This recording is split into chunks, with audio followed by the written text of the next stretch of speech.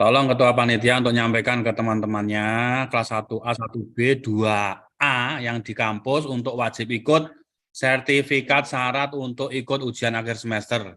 7 Pak Tri, nggih?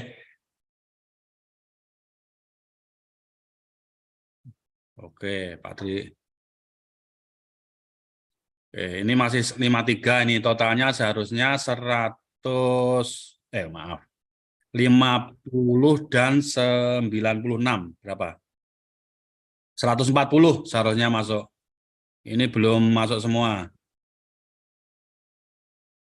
Ya, sekali lagi sertifikat khusus kehadiran 1A, 1B, dan 2A syarat untuk ikut ujian akhir semester. 2B tidak karena sekarang praktek. Kelas 3 masih KTI ya. Jadi tolong minimal kehadiran 150-an 1A, 1B, dan 2A. Perhatikan ini ya, nanti Mbak Anggi di syarat UAS ada Google Form yang harus diisi 1A, 1B, dan 2A untuk mengupload sertifikat. Panitia jangan ngasih sertifikat bagi yang tidak hadir. Yang nggak hadir langsung nanti berhubungan dengan saya atau Pak Tri. Oke, Pak, siap. Yuk, oke, tersuun.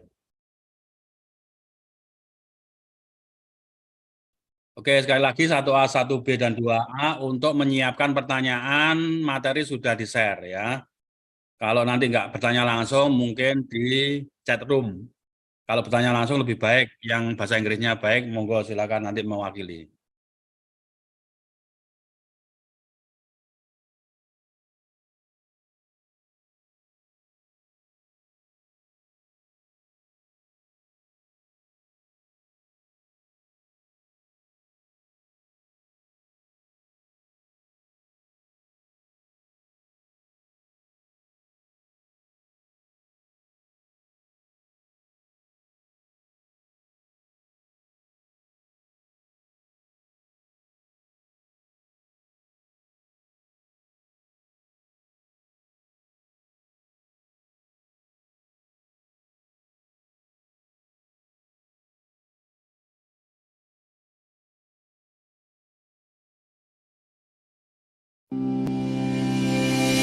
Selamat datang di program studi D3 Keperawatan Kampus Blitar Politeknik Kesehatan Kemenkes Malang.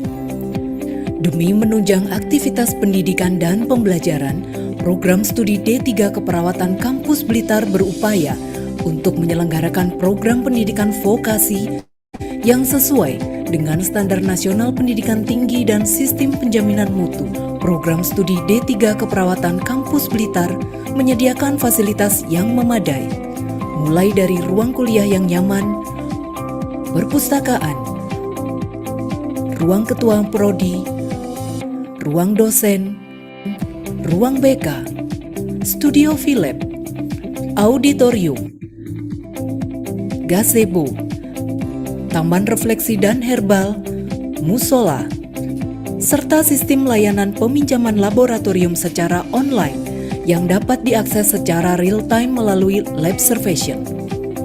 Program studi D3 Keperawatan Kampus Blitar juga memiliki 7 ruang laboratorium kompetensi keperawatan yang dilengkapi dengan alat-alat berteknologi canggih dan sesuai tuntutan kurikulum meliputi Laboratorium Keperawatan Dasar, Laboratorium Keperawatan Maternitas, Laboratorium Keperawatan Anak, Laboratorium Keperawatan Jiwa, Laboratorium Keperawatan Komunitas Gerontik dan Keluarga, Laboratorium Keperawatan Medikal Bedah, Laboratorium Keperawatan Kegawat Daruratan dan Bencana, sebagai laboratorium kegawat daruratan pasien pra-bencana hingga pasca bencana, termasuk memberi rujukan terhadap pasien darurat bencana.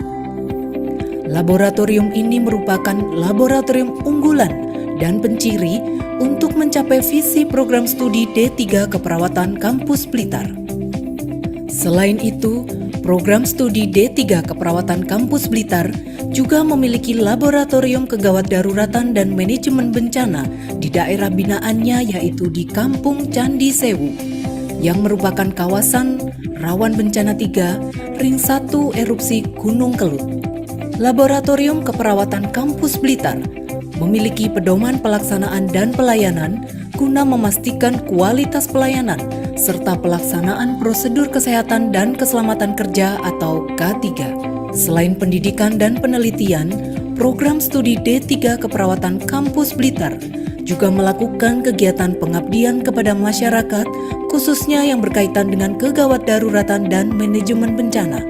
Namaku Ayun, alumni Politeknik Kesehatan Kementerian Malang, Prodi Blitar tahun 2014. Sekarang kerja di Jepang udah 3 tahun. Kerja di Jepang, tepatnya di Panti Jompo. Kesannya kerja di Jepang gimana ya? Nano-nano lah. 皆さん、こんにちは。はじめまして、私、ゆじです。サリと呼んでも構いませんので、よろしくお願いします。Halo teman-teman yang ada di Prodi Blitar, perkenalkan nama saya Yesi. Saya alumni Poltekkes Malang Prodi Blitar lulusan tahun 2014 dan sekarang bekerja di Jepang. Saya di Jepang sebagai care worker di sebuah panti jompo yang ada di Prefektur Okayama, Jepang, memasuki tahun kedua. Program studi D3 Keperawatan Kampus Blitar siap mengabdi kepada masyarakat demi kemajuan bangsa Indonesia.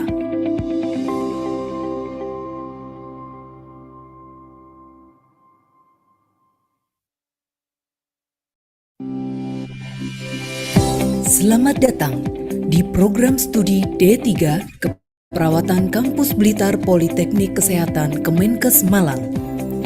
Demi menunjang aktivitas pendidikan dan pembelajaran, program studi D3 Keperawatan Kampus Blitar berupaya untuk menyelenggarakan program pendidikan vokasi yang sesuai dengan standar nasional pendidikan tinggi dan sistem penjaminan mutu. Program studi D3 Keperawatan Kampus Blitar menyediakan fasilitas yang memadai, mulai dari ruang kuliah yang nyaman, perpustakaan, ruang ketua prodi, ruang dosen, ruang BK, studio Philip, auditorium, gazebo, taman refleksi dan herbal, musola, serta sistem layanan peminjaman laboratorium secara online yang dapat diakses secara real-time melalui Labservation. Program studi D3 Keperawatan Kampus Blitar juga memiliki 7 ruang laboratorium kompetensi keperawatan yang dilengkapi dengan alat-alat berteknologi canggih dan sesuai tuntutan kurikulum meliputi Laboratorium Keperawatan Dasar, Laboratorium Keperawatan Maternitas, Laboratorium Keperawatan Anak, Laboratorium Keperawatan Jiwa, Laboratorium Keperawatan Komunitas Gerontik dan Keluarga, Laboratorium Keperawatan Medikal Bedah, Laboratorium Keperawatan Kegawat Daruratan dan Bencana, sebagai laboratorium kegawat daruratan pasien pra-bencana hingga pasca bencana, termasuk memberi rujukan terhadap pasien darurat bencana. Laboratorium ini merupakan laboratorium unggulan dan penciri untuk mencapai visi program studi D3 Keperawatan Kampus Blitar. Selain itu, program studi D3 Keperawatan Kampus Blitar juga memiliki laboratorium kegawat daruratan dan manajemen bencana di daerah binaannya, yaitu di Kampung Candi Sewu, yang merupakan kawasan rawan bencana 3, ring 1 erupsi Gunung Kelut. Laboratorium Keperawatan Kampus Blitar memiliki pedoman pelaksanaan dan pelayanan guna memastikan kualitas pelayanan serta pelaksanaan prosedur kesehatan dan keselamatan kerja atau K3. Selain pendidikan dan penelitian, program studi D3 Keperawatan Kampus Blitar juga melakukan kegiatan pengabdian kepada masyarakat, khususnya yang berkaitan dengan kegawat daruratan dan manajemen bencana. Namaku Ayun, alumni Politeknik Kesehatan Kementerian Malang, Prodi Blitar tahun 2014. Sekarang kerja di Jepang udah 3 tahun. Kerja di Jepang, tepatnya di Panti Jompo. Kesannya kerja di Jepang gimana ya? Nano-nano lah. 皆さん、こんにちは。はじめまして、私イエシです。サリと呼んでも構いませんのでよろしくお願いします。Halo teman-teman yang ada di Prodi Blitar, perkenalkan nama saya Yesi. Saya alumni Poltekkes Malang Prodi Blitar lulusan tahun 2014 dan sekarang bekerja di Jepang. Saya di Jepang sebagai care worker di sebuah panti jompo yang ada di Prefektur Okayama, Jepang, memasuki tahun kedua. Program studi D3 Keperawatan Kampus Blitar siap mengabdi kepada masyarakat demi kemajuan bangsa Indonesia.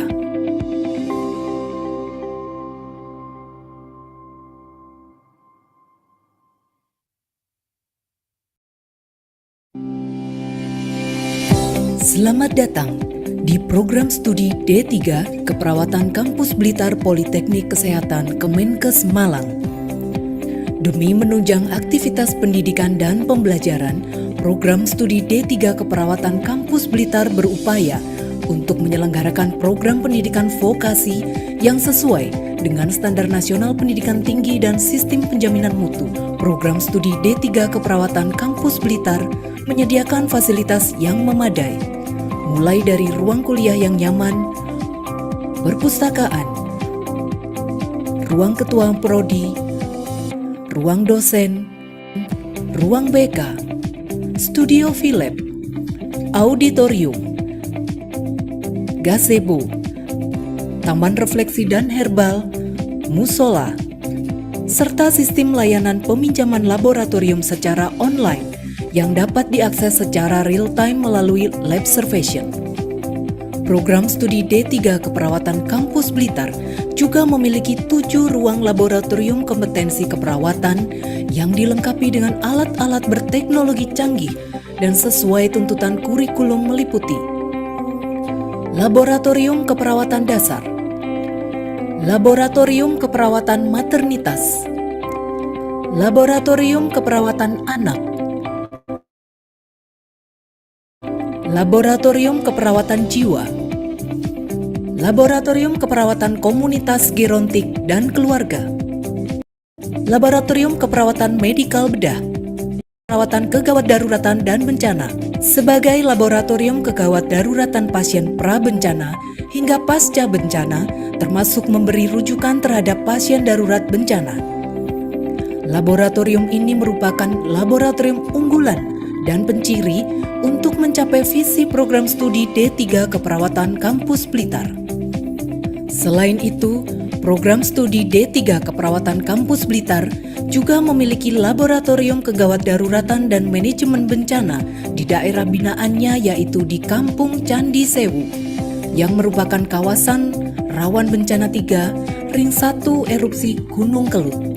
Laboratorium Keperawatan Kampus Blitar memiliki pedoman pelaksanaan dan pelayanan guna memastikan kualitas pelayanan serta pelaksanaan prosedur kesehatan dan keselamatan kerja atau K3.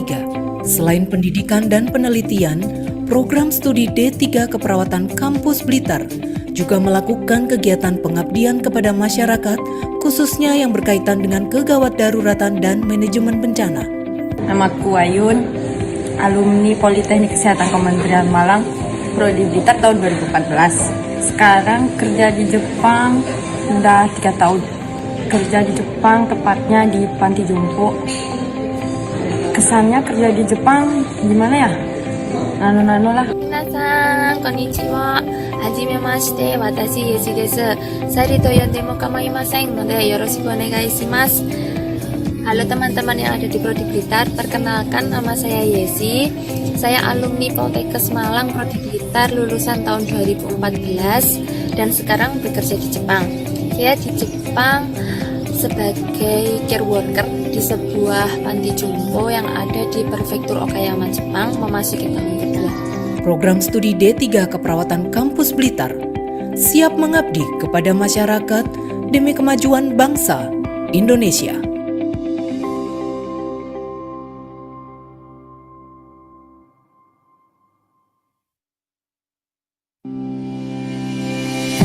Selamat datang di program studi D3 Keperawatan Kampus Blitar Politeknik Kesehatan Kemenkes Malang. Demi menunjang aktivitas pendidikan dan pembelajaran, program studi D3 Keperawatan Kampus Blitar berupaya untuk menyelenggarakan program pendidikan vokasi yang sesuai dengan standar nasional pendidikan tinggi dan sistem penjaminan mutu.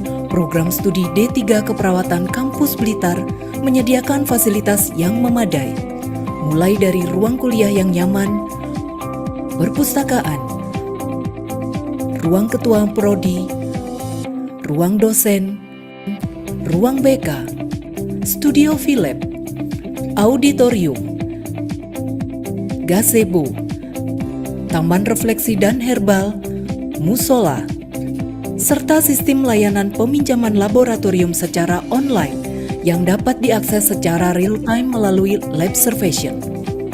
Program studi D3 Keperawatan Kampus Blitar juga memiliki 7 ruang laboratorium kompetensi keperawatan yang dilengkapi dengan alat-alat berteknologi canggih dan sesuai tuntutan kurikulum meliputi Laboratorium Keperawatan Dasar, Laboratorium Keperawatan Maternitas, Laboratorium Keperawatan Anak, Laboratorium Keperawatan Jiwa, Laboratorium Keperawatan Komunitas Gerontik dan Keluarga, Laboratorium Keperawatan Medikal Bedah, Laboratorium Keperawatan Kegawat Daruratan dan Bencana, sebagai laboratorium kegawat daruratan pasien pra-bencana hingga pasca bencana, termasuk memberi rujukan terhadap pasien darurat bencana.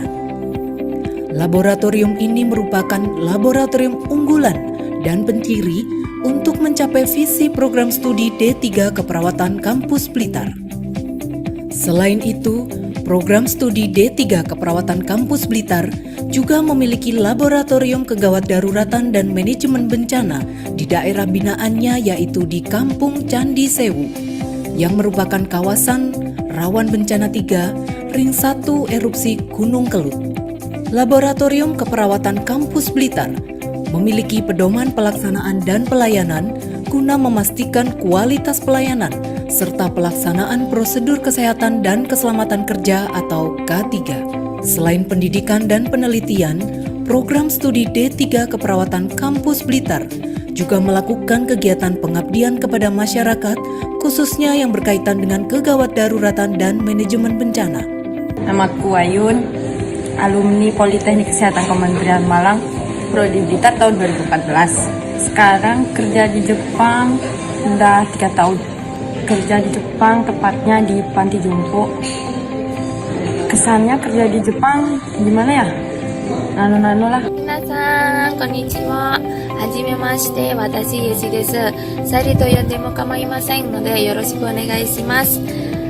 Halo teman-teman yang ada di Prodi Blitar, perkenalkan nama saya Yesi. Saya alumni Poltekkes Malang Prodi Blitar lulusan tahun 2014 dan sekarang bekerja di Jepang. Saya di Jepang sebagai care worker di sebuah panti jompo yang ada di Prefektur Okayama, Jepang, memasuki tahun kedua. Program studi D3 Keperawatan Kampus Blitar siap mengabdi kepada masyarakat demi kemajuan bangsa Indonesia.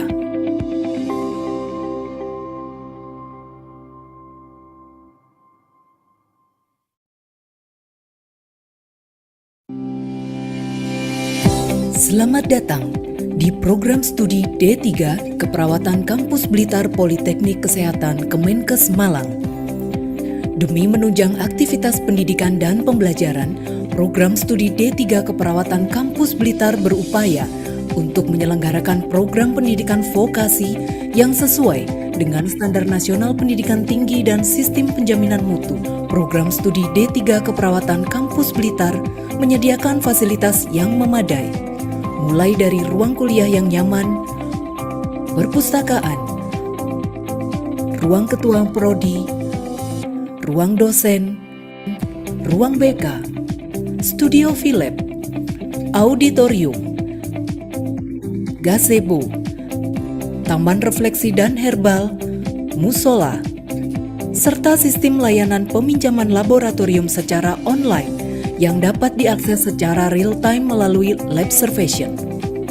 Program studi D3 Keperawatan Kampus Blitar juga juga memiliki 7 ruang laboratorium kompetensi keperawatan yang dilengkapi dengan alat-alat berteknologi canggih dan sesuai tuntutan kurikulum meliputi Laboratorium Keperawatan Dasar, Laboratorium Keperawatan Maternitas, Laboratorium Keperawatan Anak, Laboratorium Keperawatan Jiwa, Laboratorium Keperawatan Komunitas Gerontik dan Keluarga, Laboratorium Keperawatan Medikal Bedah, Laboratorium Keperawatan Kegawat Daruratan dan Bencana, sebagai laboratorium kegawat daruratan pasien pra-bencana hingga pasca bencana, termasuk memberi rujukan terhadap pasien darurat bencana. Laboratorium ini merupakan laboratorium unggulan dan penciri untuk mencapai visi program studi D3 Keperawatan Kampus Blitar. Selain itu, program studi D3 Keperawatan Kampus Blitar juga memiliki laboratorium kegawat daruratan dan manajemen bencana di daerah binaannya, yaitu di Kampung Candi Sewu, yang merupakan kawasan rawan bencana 3, ring 1 erupsi Gunung Kelut. Laboratorium Keperawatan Kampus Blitar memiliki pedoman pelaksanaan dan pelayanan guna memastikan kualitas pelayanan serta pelaksanaan prosedur kesehatan dan keselamatan kerja atau K3. Selain pendidikan dan penelitian, program studi D3 Keperawatan Kampus Blitar juga melakukan kegiatan pengabdian kepada masyarakat, khususnya yang berkaitan dengan kegawat daruratan dan manajemen bencana. Namaku Ayun, alumni Politeknik Kesehatan Kementerian Malang, Prodi Blitar tahun 2014. Sekarang kerja di Jepang udah 3 tahun. Kerja di Jepang, tepatnya di Panti Jompo. Kesannya kerja di Jepang gimana ya? Nano-nano lah. 皆さん、こんにちは。はじめまして、私、ゆじです。サリと呼んでも構いませんので、よろしくお願いします。Halo teman-teman yang ada di Prodi Blitar, perkenalkan nama saya Yesi. Saya alumni Poltekkes Malang Prodi Blitar lulusan tahun 2014 dan sekarang bekerja di Jepang. Saya di Jepang sebagai care worker di sebuah panti jompo yang ada di Prefektur Okayama, Jepang, memasuki tahun kedua. Program studi D3 Keperawatan Kampus Blitar siap mengabdi kepada masyarakat demi kemajuan bangsa Indonesia.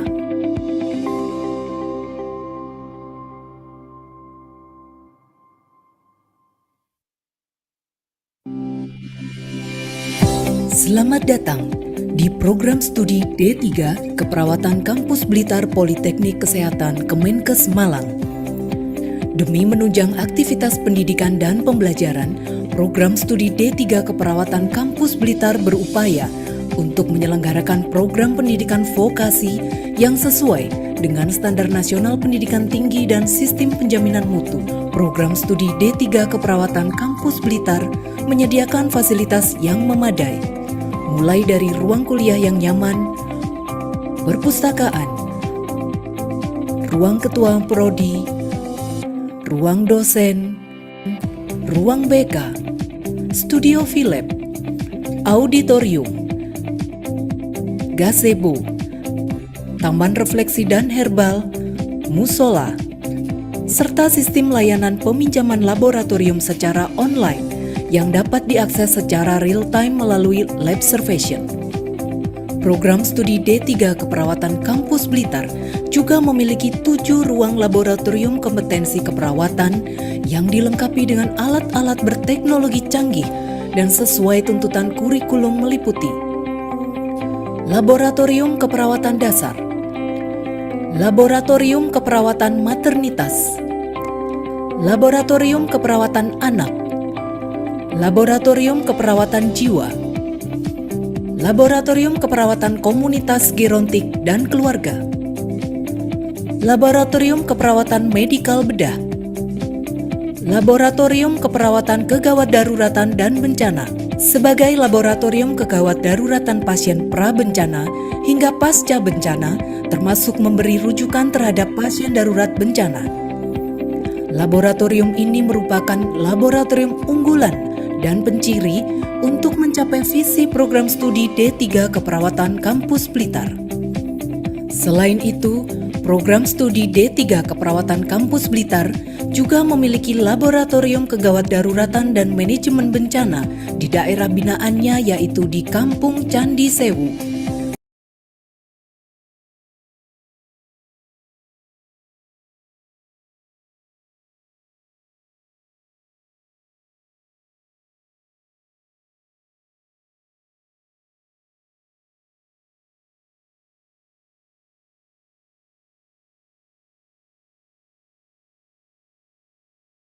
Assalamualaikum warahmatullahi wabarakatuh. Shalom, Om Swastiastu, Namo Buddhaya, Salam Kebajikan. The Honorable Head of Blitar Nursing Diplomatory Study Program, Wiwin Martinisi, MK PhD Nurse. Whom we respect our speaker this morning, Dr. Janet Alexis A. de los Santos. Whom we respect lectures and fellow academia of Blitar Nursing Diplomatory Study Program, and all my loving audience. First of all, let us praise to the Almighty Allah Subhanahu wa Ta'ala.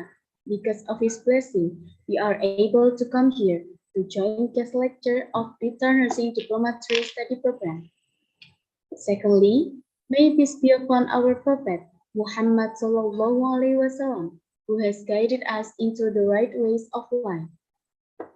Ladies and gentlemen, my name is Sylviana Fitriani, as the Master of Ceremony today, on 17 May 2023, at joint guest lecture of Blitar Nursing Diplomatory Study Program with the title Problems and Issues of Elderly Health Services in the Era of Society 5.0.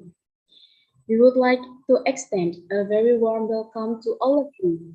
We appreciate and thank to all of you taking time of your schedules to participate in this program about problems and issues of elderly health services in the era of Society 5.0. We hope this program will give advantage for us in the future. Well, in this special morning, we have several agendas. So I am as Master of Ceremony today. I would like to outline all the agendas are as follows. The first agenda is opening. The second is listening National Anthem Indonesia Raya and Polkes Masina. The third is committee report of this program by Faiz Fitria Ulma. The fourth is welcome speech, which today will be represented by Mr. Agus Khairul Anam MK. The fifth is speaker's resume reading, continue with a material delivered by our speaker, Ms. Dr. Janet Alexis A. de los Santos. The last agenda are prayer, documentation, continue with closing. Well, to take the advantage of the quality time, let us open this program with saying Basmalah together. Bismillahirrahmanirrahim. Ladies and gentlemen, now let us listen the National Anthem Indonesia Raya and Polkes Masina. So for the audience, please sit up straight.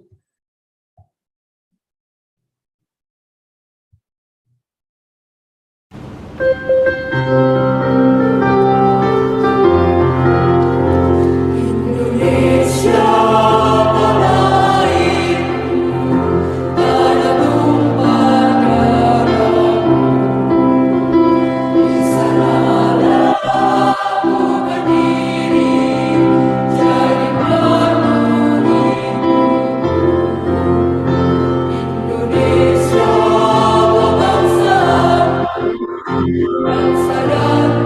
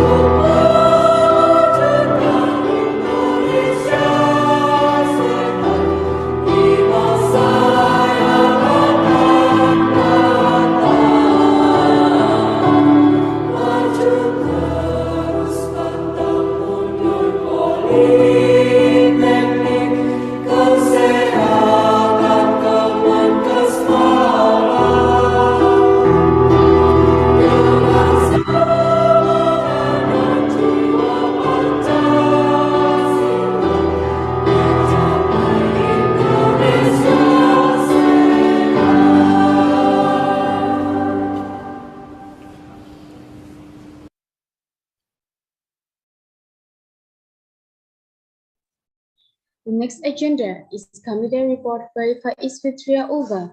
To Faiz Fitria Ulva, time is yours.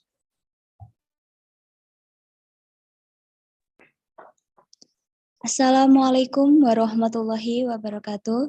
Shalom, Om Swastiastu, Namo Buddhaya, Salam Kebajikan. The Honorable Head of Blitar Nursing Diploma Study Program, Wiwin Martinisi, M.K. PhD and warm respect our speaker this morning, Dr. Janet Alexis A. de los Santos. Warm respect lecturer and fellow academia of Blitar Nursing Diploma Study Program, and all of my loving audience. First all of, let us praise to Almighty Allah Subhanahu wa Ta'ala. Because of His blessing, we are able to come here to join guest lecture of Blitar Nursing Diploma Study Program with the problems and issues of elderly health service in the era of Society 5.0. Secondly, may peace be upon our Prophet Muhammad Sallallahu Alaihi Wasallam, who has guided us into the right ways of life. Ladies and gentlemen, I'm as a chairman of the guest lecture would like to say thank you to the audience that joined in this event. I also say thanks all of the committee and the colleagues who has assisted in this event. The purpose of this activity are, first, to find out the problems and issues of elderly health service in the era of society. Second, to find out the cause of problems and issues of elderly health service. Third, to find out how to deal with the solve these problems and issues. Fourth, carry out the Blitar Diploma Nursing HMP work program. Ladies and gentlemen, let us follow this event properly so that it can run smoothly and we can reap the benefit. Finally, if there are any shortcomings in organizing this event, I apologize and welcome to this event and hopefully useful. Wassalamualaikum warahmatullahi wabarakatuh. Waalaikumsalam.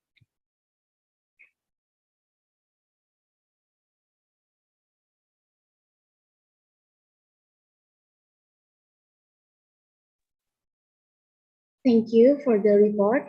Before we begin our main agenda, we are pleased to have the opening speech, which today will be represented by Mr. Agus Fairul Anam MK. Time is yours. Okay, thank you very much for MC. Is it clear? My voice? Okay. Assalamualaikum warahmatullahi wabarakatuh. Honorable Dr. Janet Alexis A. de los Santos, PhD, MAN RN, Associate Professor from CIASAS State University Filipina, as a speaker on guest lecture for this morning. Honorable lecturer, exactly Mr. Miftahul Ulum as a coordinator student activity, and then Mr. Tri Cahyo as the academic coordinator for this morning. And then Honorable all the lecturer, exactly the lecturer of gerontology, Bu Sri Mugianti and Bapak Suprayatno, and then my beloved student or students semester 2 and 4, and all participants for this guest lecture. Alhamdulillah, Rabbil Alamin. Praise and thanks to Allah Subhanahu wa Ta'ala, because this morning we were given head and good condition so that we can have an international guest lecture. Why international? Because the speaker from the international speaker from the Philippines. And then with them, guest lecture, problem and issue of health services in the era of Society 5.0 exactly in elderly. Okay. Good morning, Mrs.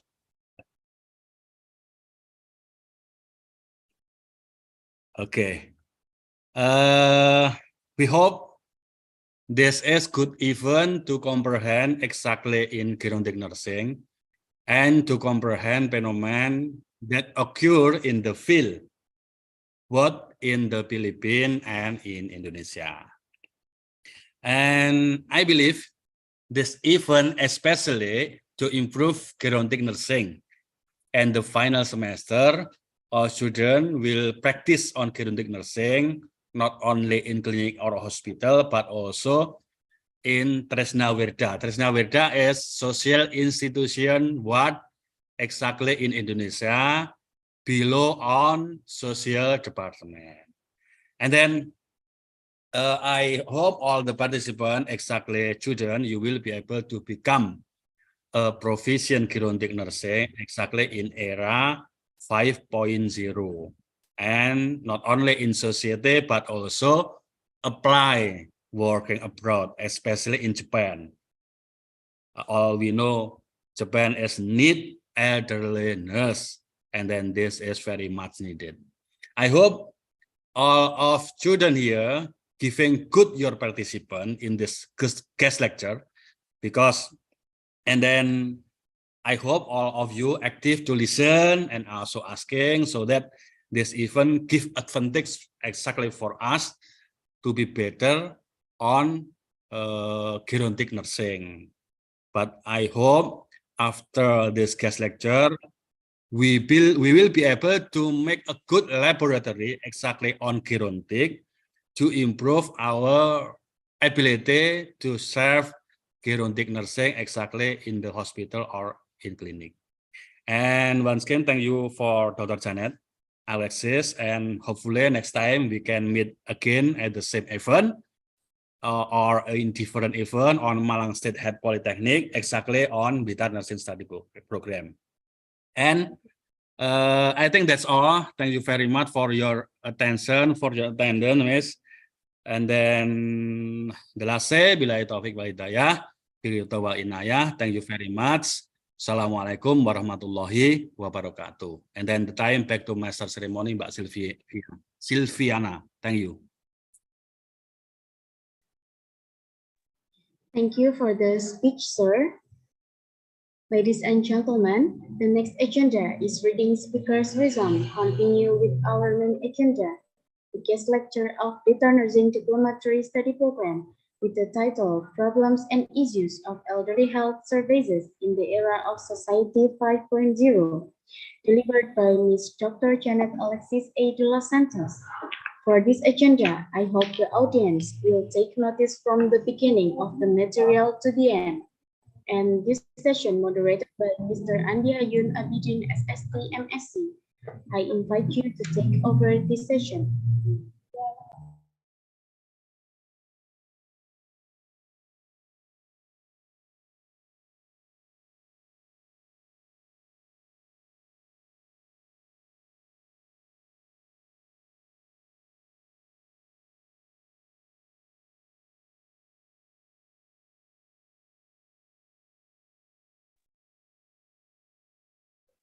Yes.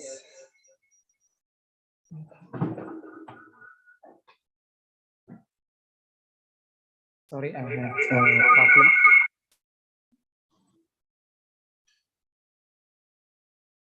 Check. Yes. Check. Yes. Okay, thank you, Miss Silviana. Assalamualaikum warahmatullahi wabarakatuh. Good morning, everyone. I am Andi Ayun Abidin, and on behalf of Diplomatry Blitar Nursing Department, and I would like to welcome you in guest lecture with an interesting topic about problems and issues of elderly health services in the era of Society 5.0. Well, before we begin, I would like to share with you the house rules of this event. The first, this event is recording the whole webinar session, By attending this event, you acknowledge that your image and comments may be recorded. And second, please type your question in this Zoom group chat, or you can ask directly in discussion session. Next, I would like to welcome our speaker today, Dr. Janet from Philippines. Hello, good morning, Dr. Janet.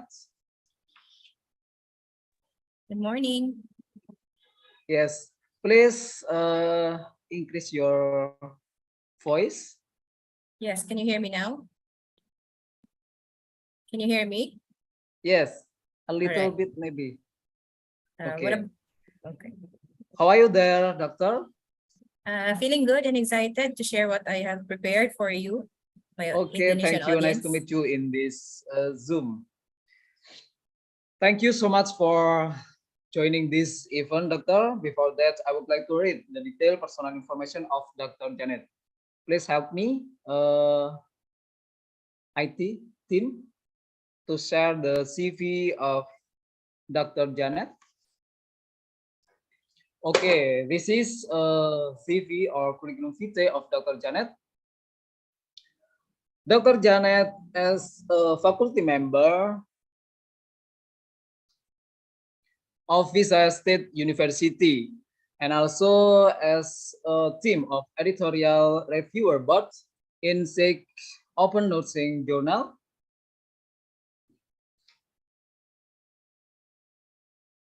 Okay, for the work experience,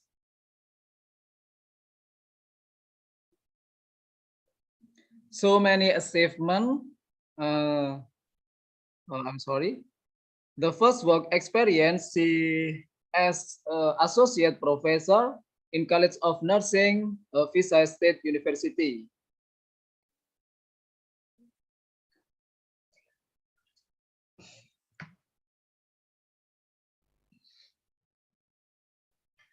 Okay, and on July 2019 until present, so many achievements that she got. Sorry.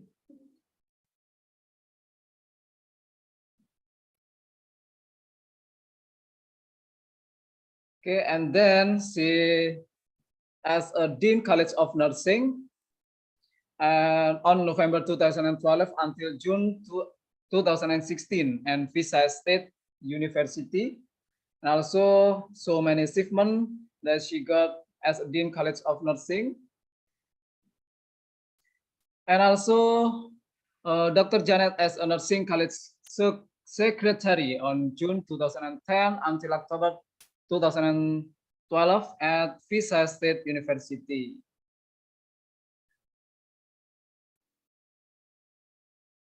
Okay, and the next educational background, Dr. Janet postgraduate got PhD in nursing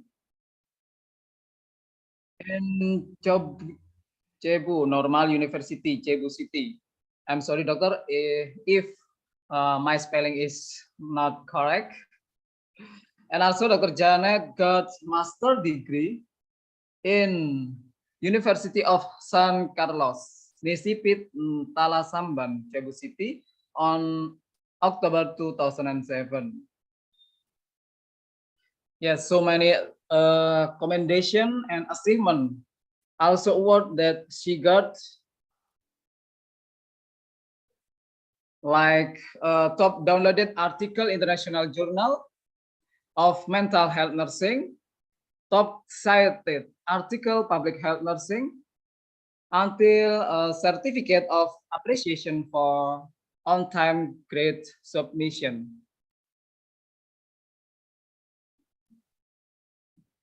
Yes, so many grant and funding received, like research grant on 2023, funding agency DOST PCHRD, until research grant CN 141428, funding agency Visayas State University OVPRE at on 2015. Okay, that's all. Curriculum vitae of Dr. Janet. Well, I think so. Please welcome Dr. Janet. Time is yours to share your experience about problems and issues of elderly health services in the era of Society 5.0.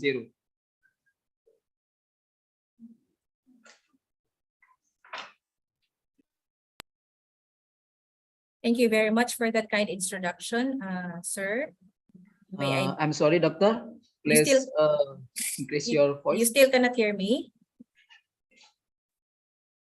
All right. We do it one more time. Hello, am I audible now? Yes. All right. So, okay. Thank you. So, may I be allowed to share my screen?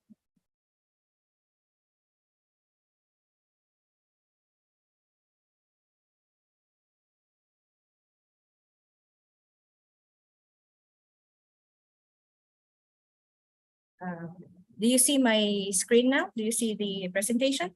Yes, very clear, doctor. Thank you very much. So, hello once again. Good morning to everyone there in Indonesia, especially to Dr. Wiwin. I hope she's around. Thank you for this invitation, for this opportunity to share this very important topic on elderly. So, to start with, let me introduce myself. I am Janet Alexis de los Santos, an Associate Professor of Nursing here at the Visayas State University. And for today, I'm going to discuss the topic on problems and issues of elderly health services in the era of Society 5.0. And this has already been mentioned several times already by our respective MC and the others. So let me just also say thank you to Polkesma for this partnership that we have between our universities. I hope in the long run we will be able to sustain this and really do more collaborative work between our institution. So my outline for today includes, first, I will be sharing to you the evolution of human societies, the concept of Society 5.0, Society 5.0 and aging, healthy aging, and the super smart society 5.0. Before we go on to the details of what are the problems, we should first know and be familiar with what is Society 5.0 as a concept and how did it came about and all this very important information related to this concept. Okay, so what you see on your screen are the periods of evolution of human society. So it first started during the hunting society. So this is the birth of human beings. So people were coexisting with the animals, and the main competency of the person to be able to survive is just to hunt at this period. And then we have at the year 1300 BC, this is now the start or the development of irrigation techniques, firm establishment and settlements, or this is also known as the agrarian society. By the end of the 18th century, this is now the start of the industrial society, in which I will be showing to you later on the next slide, the different industrial revolutions. So in the industrial society, this is the invention of steam locomotives, start of mass production during this period. Latter half of the 20th century is the start of the information society. So this is now the birth of our computers, how this had made significant impact in terms of the lives of us humans. No, this is the invention of computers and the start of information distribution. And then the last, where we are now, and hopefully this will be introduced across the world, the Society 5.0 or the super smart society. And this is the main topic which I will be discussing to you for today. So Society 5.0 is from the start of the 21st century. Okay, so now let's go on to the Industrial Revolution. So dating back around 1700s, we have the Industry 1.0. So this is the start of mechanization and the steam and the power and weaving loom. So this is the first industrial revolution, and where the transition to new manufacturing processes using steam and water took place. So it was hugely beneficial in terms of manufacturing a large number of various goods. So goods meaning what we consume as humans, no? In terms of manufacturing large number and creating better standard of living for some. The textile industry during this period in particular was transformed by industrialization. So the textile was the main industry during the industrialization 1.0. And then so was transportation. So fuel sources like steam and coal made machine use more feasible, and the idea of manufacturing with machines have quickly spread. So it's now the start of using machines and how it helped us in our daily lives during this period. The machines allowed faster and easier production, and they made all kinds of new innovations and technologies possible as well. And then by 1800s, that's the start of Industry 2.0. So this is the first industrial revolution presented in the period between the 1700s and the 1800s. So this is where the second industrial revolution picked up. So most historians would refer to this as the technological revolution, occurring mainly in Britain, in Germany, and other advanced countries such as the America. And during this time, the technological systems were introduced, most notably superior electrical. So there is now the introduction of electrical technology, which allowed for even greater production and more sophisticated machines. So take note, Industry 2.0, it is now the electrical technology. And then we have the Industry 3.0. So it began with the first computer era. So this is now the birth of the first computers. So Industry 3.0, and that started around 1960s, no? 1960s, 1970s. So these early computers were often very simple, unwieldy, and incredibly large relative to the computing power that they were able to provide. But they laid in the groundwork for a world today that one is hard-pressed to imagine without computer technology. So at this period, 1970s, 1980s, no, the third industrial revolution involved the use of the electronics and IT, or the information technology, to further automation in production. Manufacturing and automation advanced considerably because this is now the start of the use of internet. There's already the start of connectivity and renewable energy in this period of 3.0. So Industry 3.0 introduced more automated systems into the assembly line to perform human tasks. This is done through the use of programmable logic controllers, through automated systems, and were in place and still relied on human input and intervention. So in other words, the use of these computers to aid humans is still need a lot of human intervention. So it needs still to be pressed, it needs still to be manipulated so that it will work.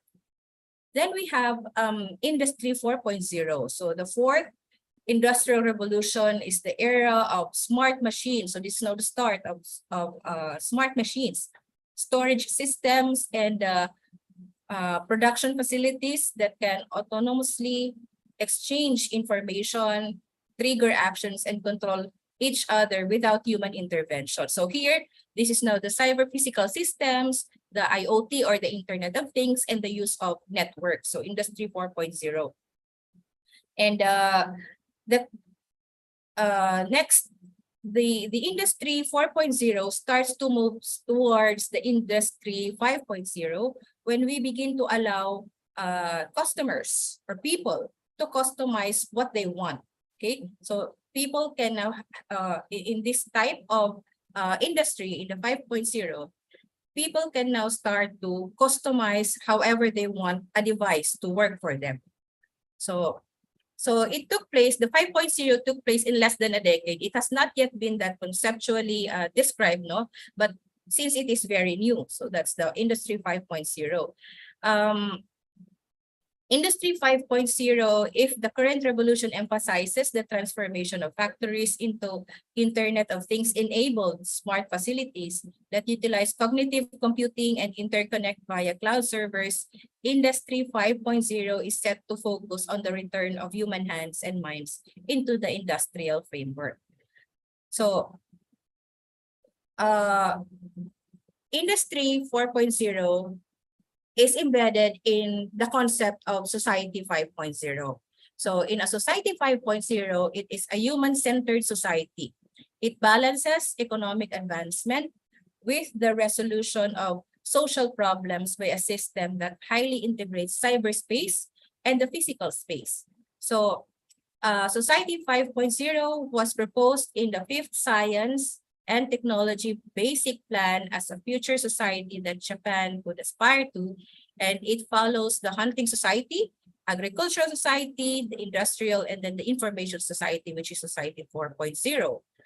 And then in the Information Society, which is the Society 4.0, cross-sectional sharing of knowledge and information was not enough, and cooperation was difficult. So there is storage of information cloud-based, but still it needs human intervention. So the flow of commands now, or the flow of this information was not seamless because there was a limit to what people can do. The task of finding the necessary information from overflowing information and analyzing it was a burden, and the labor and scope of action were restricted due to age and varying degrees of ability, and also due to various restrictions on issues such as decreasing birth rate and aging population and local depopulation, and it was difficult to respond adequately. This is actually why the concept of 5.0 came into force, because of the problems that was felt by countries such as Japan, which has a very high age gap. No? They're aging in Japan, in which no one will take care of their people as they age because of the low birth rate in that country. And so achieving 5.0 requires social reform or innovation.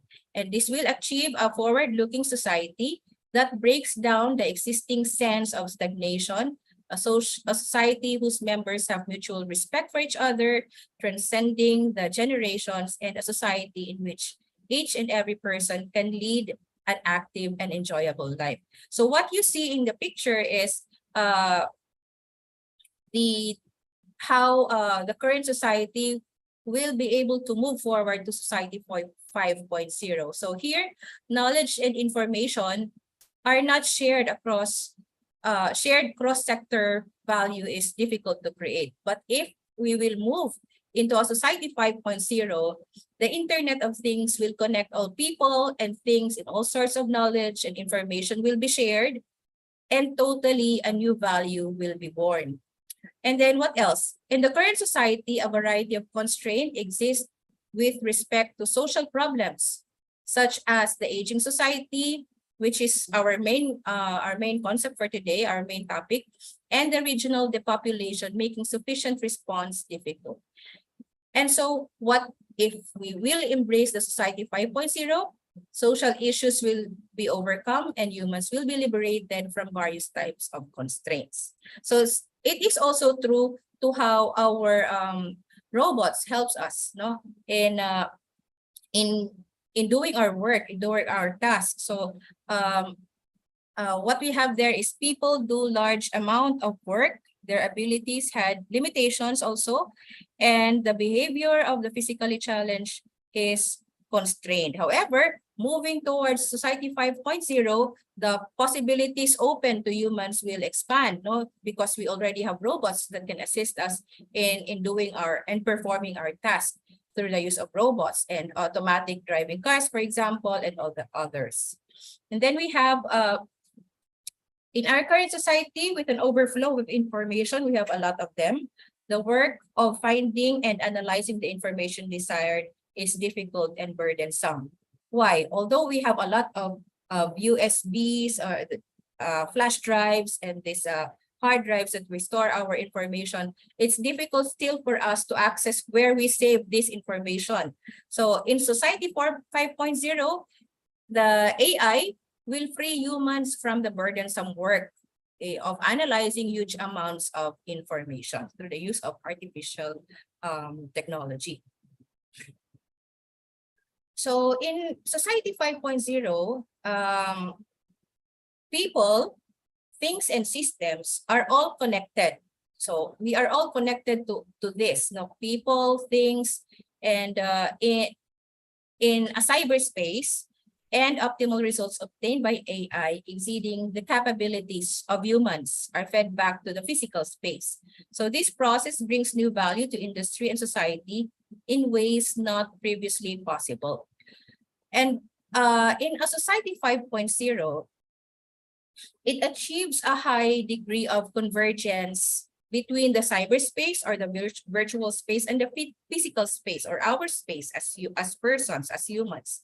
And in the past, information society rather, or the Society 5.0, people would access a cloud service. So we still need a cloud to store our database in the cyberspace via the internet and search if we want to search, if we want to retrieve something, and analyze information or data. In Society 5.0, a huge amount of information from sensors in physical space is accumulated in cyberspace. So in cyberspace, this big data is analyzed by artificial intelligence, and the analysis results are fed back to humans in physical space in various forms. And in the past, information society, the common practice was to collect information via the network and have it analyzed by us humans. However, in Society 5.0, it is the AI or the artificial intelligence who will analyze for us to ease our work, and minimize our time, consuming our time to analyze very big information.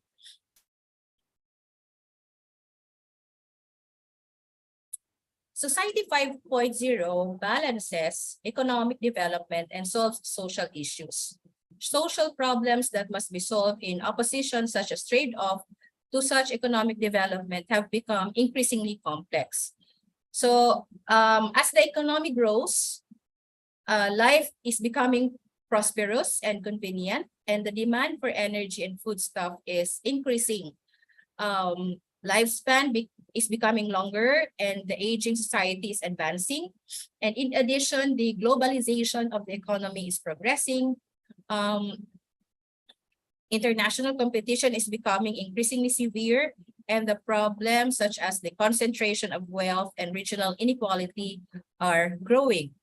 And social problems that must be solved in opposition to such economic development have become increasingly complex. So here, a variety of measures have become necessary, such as the reduction of greenhouse gases, greenhouse gas emissions, increasing production to reduce loss of foodstuffs, mitigation of costs associated with the aging society, support of sustainable industrialization, redistribution of wealth, and collection of regional inequality, but achieving both economic solutions to social problems. So there should be a balance. At the same time, as it has proven to be difficult as of the present social system. So in the face of such major change in the world, new technologies such as the Internet of Things or the IoT, the robotics, AI, big data, all of which can affect the course of a society and are continuing to progress. So the initiative of Japan to make Society 5.0 is a reality as a new society that incorporates new technologies in all industries and social activities to achieve both economic development and solutions to social problems. So they should be in parallel and weighted at the same time. So in this way, economic development and solutions in Society 5.0 can be achieved.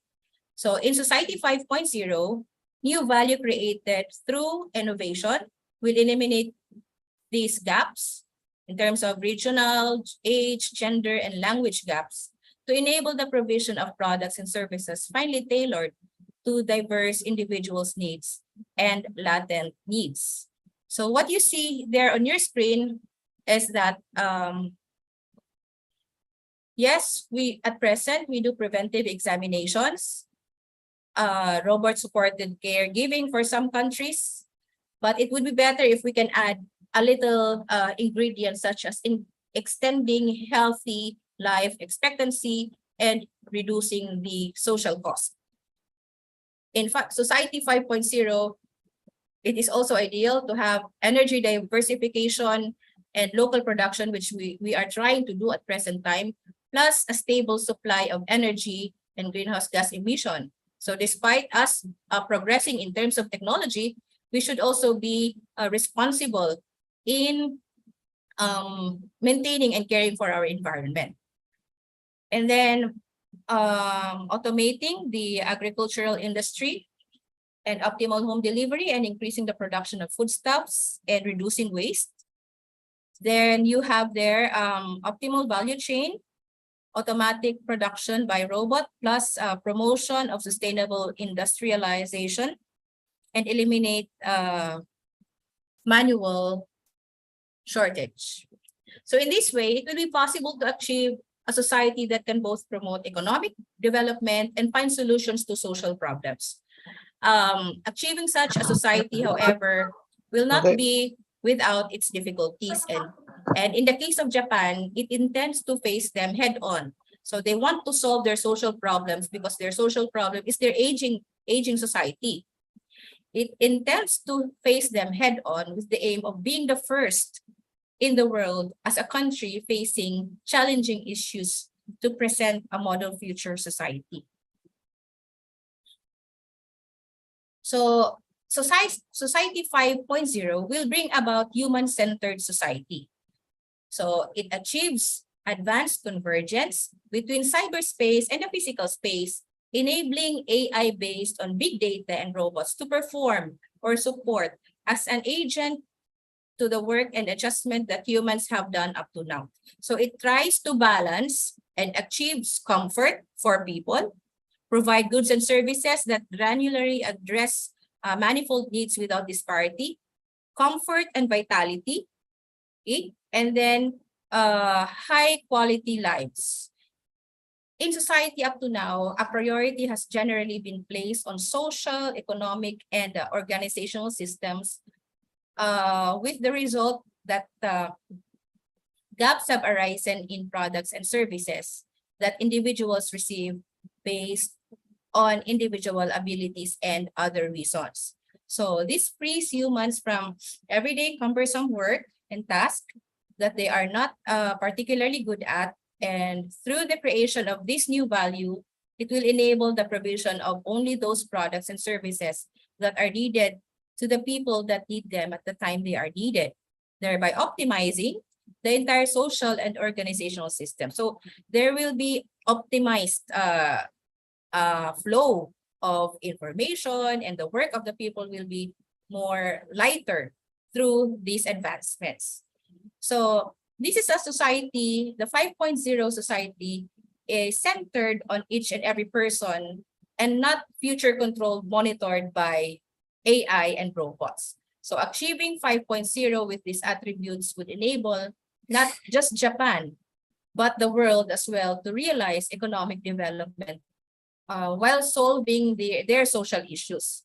And through this Society 5.0, it will also contribute meaning and meeting to the Sustainable Development Goals. So our SDGs established by the United Nations. So it was Japan. Japan aimed to become the first country in the world, again, to achieve a human-centered society in which anyone can enjoy high quality of life, full of vigor. And it intends to accomplish this by incorporating advanced technologies in diverse industries and social activities and fostering innovation to create the new value. So now I have just introduced to you what is Society 5.0. Now you already have an idea what is it all about. So it is about automation, it is about upgrades, it is about robots and AI and how this is very useful to the lives of people, especially our patients.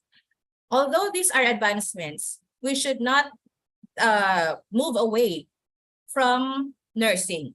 Usually when we say our idea of nursing is being human, no? As a person, we give care to our patient. But in this case, robots, AIs can also be instruments, our instruments in providing care to our patients. And this is underscored in the different theoretical underpinnings on the use of technology for nursing care. First, we have the theory of nursing as caring. The robots will serve as our partners, which enhance caring in nursing situations. For instance, if we are caring for our patients through the use of our robots, we are already caring for our patients through our robots, which serves as our partners. So the Nursing as Caring by Schoenhofer and Boyking and Winburst, this is very helpful, no, in realizing the purpose of robots in providing our care for our patients. Then we have the care-centered, value-sensitive design. Machine, AI, including robots, could be nested within, or they are our actors in providing care for our patients. So it's not only them being partners, but they are also the actors in providing our care for our patients. But of course, it is through the supervision or through the control of the nurse as a human. Then we have technological competency as caring and nursing by Loxin.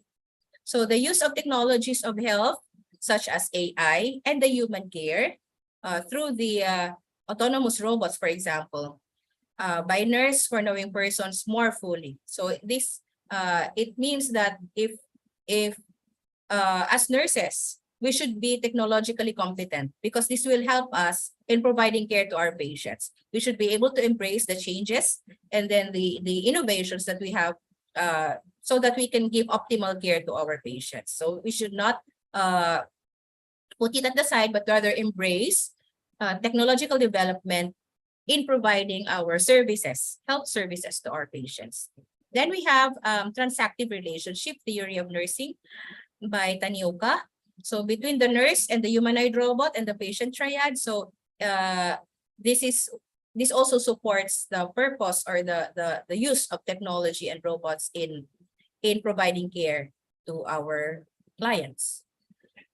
So there is a transition from the present society 4.0 to 5.0, particularly in terms of economies of scale, uniformity, concentration, vulnerability, and high environmental impact and mass consumption of resources. So in Society 4.0, liberation from focus on efficiency in terms of economies of scales will move towards problem solving and value creation. So a society where value is created. In terms of uniformity, from Society 4.0, which is liberation from suppression of individuality, when we move to 5.0, this is now diversity, a society where anyone can exercise diverse abilities. Then you have liberation from disparity in terms of concentration. Now, we decentralize, no? A society where anyone can get opportunities anytime and anywhere, because again, of the seamless flow of information. And then vulnerability, liberation from anxiety. We'll now entertain the concept of resilience. So a society where people can live and pursue challenges in security. Then we have from Society 5.0, where liberation from resource and environmental constraints are present, we now move towards sustainability and environmental harmony. A society where humankind lives in harmony with nature. So as a summary of what is happening in terms of the landscape, moving landscape of healthcare technologies, it first started through decentralization 2.0, electronic health record. So we have the electronic health record, technologic-centric. It is efficient in terms of communication. It is data-driven and centralized. However, now, if we will move towards 5.0, we already have real-time data collection through the use of our AI, artificial intelligence, collaboration, coherence and convergence, and multimedia data. So for now, before the advent of these technologies, usually when we go to, when we seek for healthcare, it is usually physician-centric. We use manual records, evidence-based, and human relationship. And then moving towards automation, where we use human and technology intervention, it now becomes patient-centric, and the start of wearable devices have initiated. But now, if we move closer towards the 5.0, there is now this automation, human technology intervention. It is still patient-centric, and the use of wearable devices. So I know some of you are wearing with you your smartwatch, no? Where your heart rate and BMI and all other very important information about yourself can be accessed through the use of your smartwatch. Now this is very important also because it gives, this is now what we say as patient-centered, person-centered, because the technology is within you. Okay, and then, for instance, in this study by Nazari and Senkan, they have here a novel needle injectable millimeter-sized wireless sensing platform, which is presented to fulfill requirements for an artificial pancreas. So that's the purpose of this smartwatch. It has a capability to act as an artificial pancreas. It uses advanced microelectronics, nanotechnology, and advanced biomaterial science. So the proposed platform utilizes a sensor that is smaller than a sesame seed and provides fundamental advantage in terms of fast response, speed, high accuracy, short warm-up time, and low cost of goods. And owing to these features, the system will enable true closed-loop glucose control for a person wearing this. So you can imagine for an elderly person who is diabetic, if he has access to this device, the sensor through his watch will be able to detect for his sugar levels. And through this reading, it can be sent on to a smartphone. The data will be sent to a smartphone, and if in case this person has his own personal insulin pump, it will immediately administer the dose without needing a doctor. Okay, so the smartphone will be able to say, oh, I need to administer him a shot through, and this will be analyzed in a secure database in a cloud.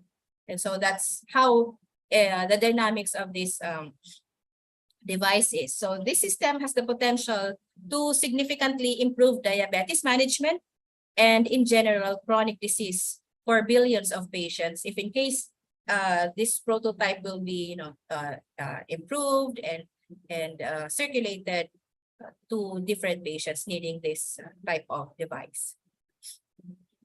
So just a summary, in terms of robotics in smart healthcare, we have here robotics for medical intervention and robotics for user-faced interventions through non-clinical. So you can just see the robustness on the use of an application of robots in our healthcare setting. And this is especially true to advanced countries. For developing countries like the Philippines, the middle income countries, so this is still a far reach. and it's still very far from reality. However, we should be, as early as now, we should already be oriented on what are the advanced practices more advanced countries have.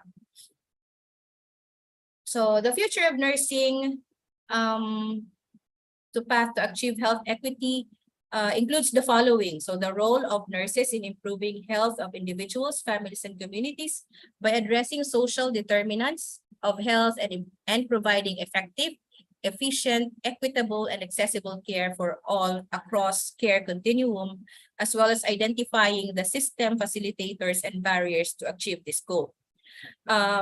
Next is that the current and future deployment of all levels of nurses across the care continuum, including in collaborative practice models to address the challenges of building a culture of health. So that is one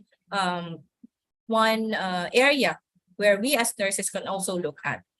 There is the system facilitators and barriers to achieve workforce that is diverse, including gender, race, and ethnicity across all levels of nursing education. So at the current society that we have, we are already introducing diversity and equality. No, so we should be able to embrace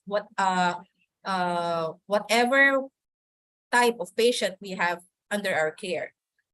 The role of nursing profession in assuring that the voice of individuals, families, and communities are incorporated into design operations of clinical and community health system.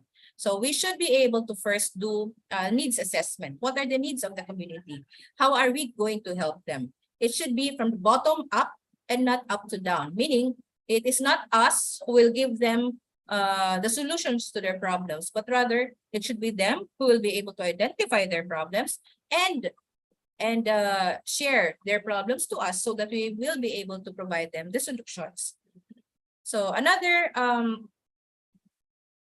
step in securing our future as nurses, the training and competency development needed to prepare nurses, including advanced practice nurse, to work outside of acute care setting and to lead efforts to build culture of health and health equity and the extent to which current curriculum meets this need. So we, as nurse educator, we should be sensitive to the needs of our society. If there is a need for us to revise the curriculum to make it more open and inclusive, no, so that we will be able to really prepare our student nurses to what are the needs of their societies, then we should do that.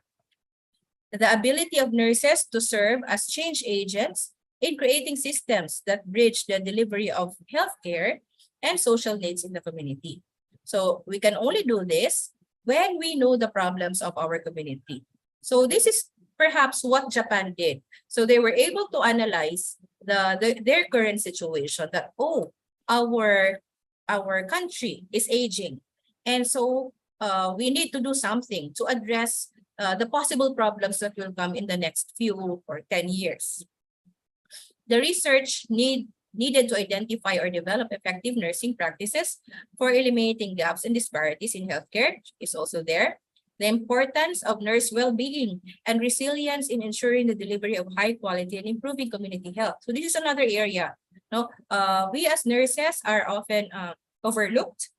We look at the well-being of other people, but what about ourselves? So as nurses and nurse administrators and leaders, we should also look at the welfare of the nurses who are serving the well-being of other people. So as the cliches say, we cannot give what we don't have. So it is better to also look at the welfare of your nurses. Are they still happy working in that hospital? Are they still feeling satisfied in terms of their job? How is it in terms of their work-life balance and all this? Then you have the role of nurses in response to emergencies that arise due to natural and man-made disasters and the impact on health equity. Globally, natural disasters, emergencies, and are all is part of the priorities. No, we have noticed how climate has changed and how the weather has been very disturbed and how it affects lives of people. So therefore, as nurses, we should be able to be equipped with the competencies on how to respond in terms of emergencies. So it is also another path where we can give focus on, aside from us providing the well-being of our nurses, we need also to equip them. We need to capacitate them on how to respond to emergency situations, such as those brought about by climate change. Now let's go to Society 5.0. You already know what Society 5.0 is. You already know your roles as nurses towards the future. Let's now proceed to how Society 5.0 and aging are intertwined. Okay, so there are 3 definitions related to aging. Okay, we say aging society, aged society, and hyper-aged society. So we say aging society when there is 7 to 14% of the population aging greater than 65-year-old. So if the entire population has 7 to 14% of them aging 65 years old and above, then we can say that this society, this country, is an aging society. Then we have aged society. In an aged society, there are about 14 to 21% of the population aging more than 65 years old. And a hyper-aged society is when there are more than 21 years old who are 65 years old and above. Okay, so that's how it differs in terms of the percentage number of their population aging 65, greater than or equal 65 years old. All right, so what you see on your screen is the healthy aging model. Okay, so we say healthy aging, it is the process of developing and maintaining the functional ability that enables well-being in older age. So in a healthy aging model, which you see on your screen, is a model that conceptualizes resilience as the ability to maintain or improve a level of functional ability in the face of adversity. So either through resistance, recovery, or adaptation. So this ability comprises both components intrinsic to each individual. Intrinsic, for example, the psychological traits that help an individual frame problems in a way that can lead to a positive outcome, or a physiological reserves that allows an older person to recover quickly after a fall, for example, if the elderly fell from the bed, for example. And then aside from this, there's also this environmental components. So the environmental components includes factors that can mitigate deficits rather. For example, a strong social network that can be called on in times of need, or good access to social and other care. Okay? And then the healthy aging usually starts at birth with our genetic inheritance. So the expression of these genes can be influenced by experiences in the womb and by subsequent environmental exposures and behaviors. But each of us is also born into a social milieu. Then you have personal characteristics, being the outer covering from our genetic inheritance. So personal characteristics include those that are usually fixed, such as our sex, our ethnicity, as well as those that have some mobility or reflect social norms such as occupation, educational attainment, our gender or wealth. These contribute to our social position in the society within a particular context and time, and it shapes the exposure, opportunities, and barriers we face. And it also serves as our ability to access resources. And this interaction can be unfair or inequitable, as our share of opportunities and resources may not be based on need or right, but on our social and economic positions. So then we have environments. The environments here comprise factors extrinsic world that form the context of our persona, our individual life. And this includes from the micro level, okay, micro to macro level, from the home, communities, and the broader society. And within these environments are a range of factors, including the built environments, people and their relationships, attitudes, and values, the health and social policies, the systems that support them, and services that they implement. Then you have there the functional ability.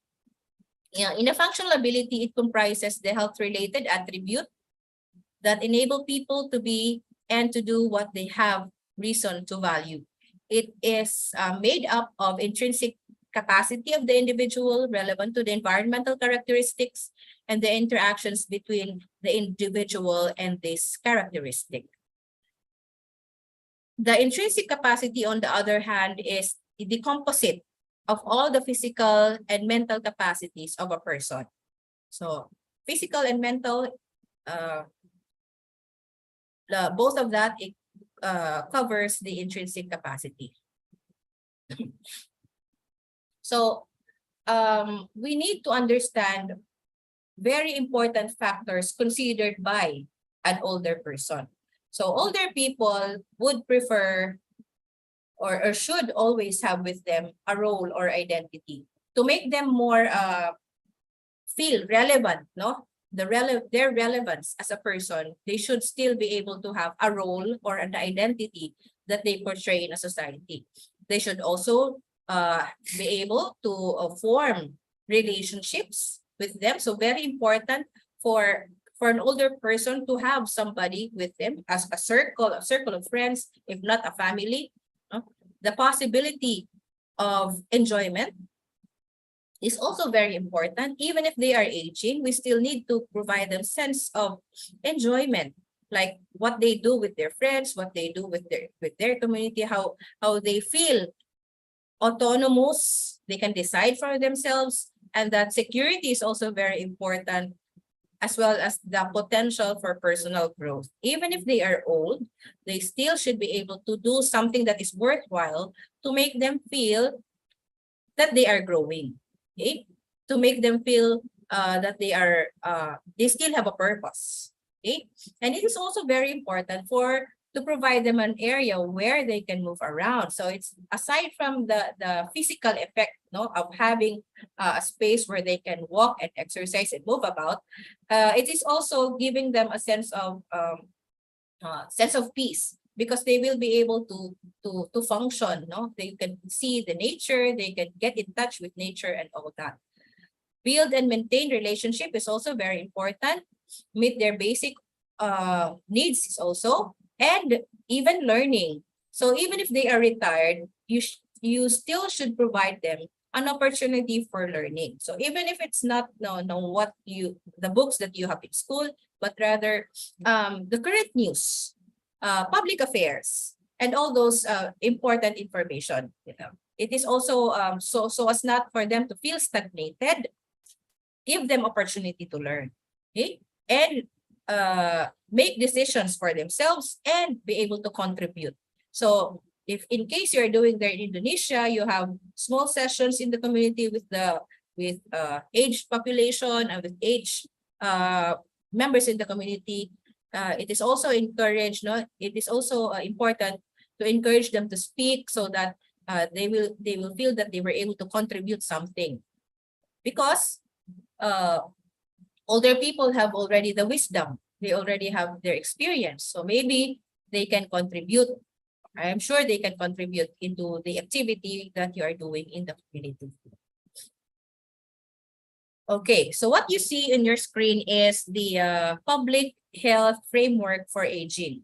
So numerous entry points can be identified for actions to promote healthy aging, but all will have one goal, and that is to foster the functional ability of our older people. No, this can be achieved in two ways: by supporting the building and maintenance of the intrinsic capacity, and by enabling those with a decrement in their functional capacity to do things that are important to them. What you see on your screen is figure 2.3 and figure 2.4. It shows how, when considering population as a whole, functional ability and the intrinsic capacity can vary across the second half of life course. So these general trajectories can be divided into 3 common periods. And what you have there is the period of relatively high and stable capacity. It is a period of declining capacity rather, and in a period of significant loss of capacity. It is important to note that these periods are not defined by chronological age. Take note, it's not because you are 80 years old, you should have declining capacity. It's not, because even as young as 60 years old, you can already reach a declining capacity. Let me reiterate that it is important to note that these periods are not defined by chronological age and are not necessarily monotonic, and meaning that is continually decreasing, and that trajectories will differ markedly among individuals and may be disrupted entirely by an unexpected event such as an accident, for example. Some people may, for example, die suddenly from any of a variety of causes while still in the period of high and stable capacity.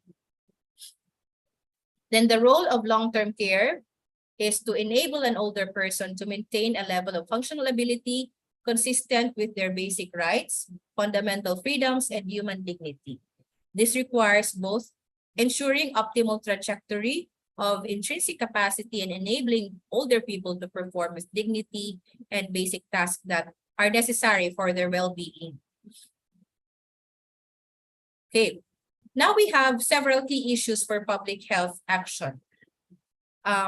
Shaping policy to foster healthy aging will require active efforts to better understand the diverse needs of our older population. So, number 1 is to deal with diversity.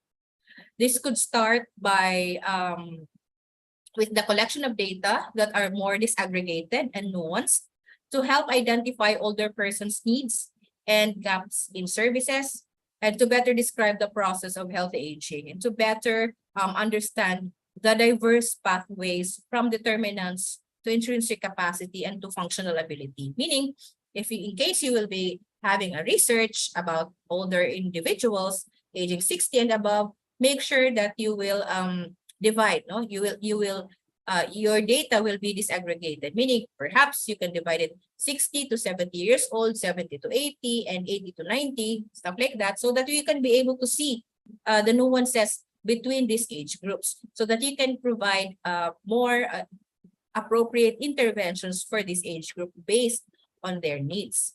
And then you have their people-centered approach. And this is a strategy designed to encourage a fundamental paradigm shift in ways health services are usually funded and then managed and delivered, so that people can have access to health services that responds to their preferences. Okay. Another is reducing inequality. So attention must also be given to leveling up capacity and functional ability across social gradients, and to narrowing the gaps in the total inequalities observed among individuals, particularly by giving assistance to those at the bottom of the range. And this type of action reflects the human rights, principles of equality and non-discrimination, specifically because they require governments to make disproportionate efforts to reach groups that are particularly disadvantaged. So our help should be across social gradients. So whatever help you have accommodated to one particular social group should also be equal and the same to the other people, or in that social gradient. All right, then you have key issues for public health as another, that is enhancing policy equity. So making a commitment that all older people will have equal opportunities to improve or maintain their health, and assessing health policies and programs in relation to inequalities, from inputs to outcomes, and gauging to what extent these are fair or unfair. So it's not only reducing inequality, but enhancing policy equity. For example, when only the poorest of the poor do not have access to a service, policies may need to focus on expanding the provision of services to the particular groups that are excluded or marginalized. And this also includes involving other people and other stakeholders in identifying interventions that draw on the evidence of what works locally in there and elsewhere. So therefore, for us to be able to identify what will work at the local level, we need to assess what are their needs. Okay. So another is enabling choice. So this is retaining the ability and the right to choose, closely linked to notions of agency and autonomy, which have been shown to have powerful influence on an older person's dignity, integrity, and independence. This is true whether they live in a community, in an assisted living facility, or in an institution. Our ability to make the best choices at different stages in our lives is influenced by a range of environmental and personal resources. So as within our intrinsic capacity, more broadly, financially secure, better educated, and more socially connected older people are likely to have the greatest access to these resources. So understanding this association is crucial because it means that older people will have lowest intrinsic capacity and functional ability at any given age and are not less likely to be financially secure and well educated, but are also less likely to have had the opportunity to develop their skills and knowledge that allows them to make their own choices for their own best interest. Another is aging in place. So it is the ability of the older person to live in their own home and community safely, independently, and comfortably, regardless of age, income, level of income, or level of intrinsic capacity. So aging in place can be further enhanced by creating age-friendly environments that enable mobility and allow older people to engage basic activities. So this is generally viewed as better for the older person to age in place and may also hold significant financial advantage in terms of healthcare expenditure. Why? Because their families will just care for them. There's no need for the government to spend in a health facility where they will be aging there and being taken care of by health professionals. So emerging technologies, particularly those used to foster communications and engagement through the use of our cell phones, where they can communicate with each other. It provides opportunities to learn and monitor the safety and ensure the security of older person may make this goal more achievable in the future.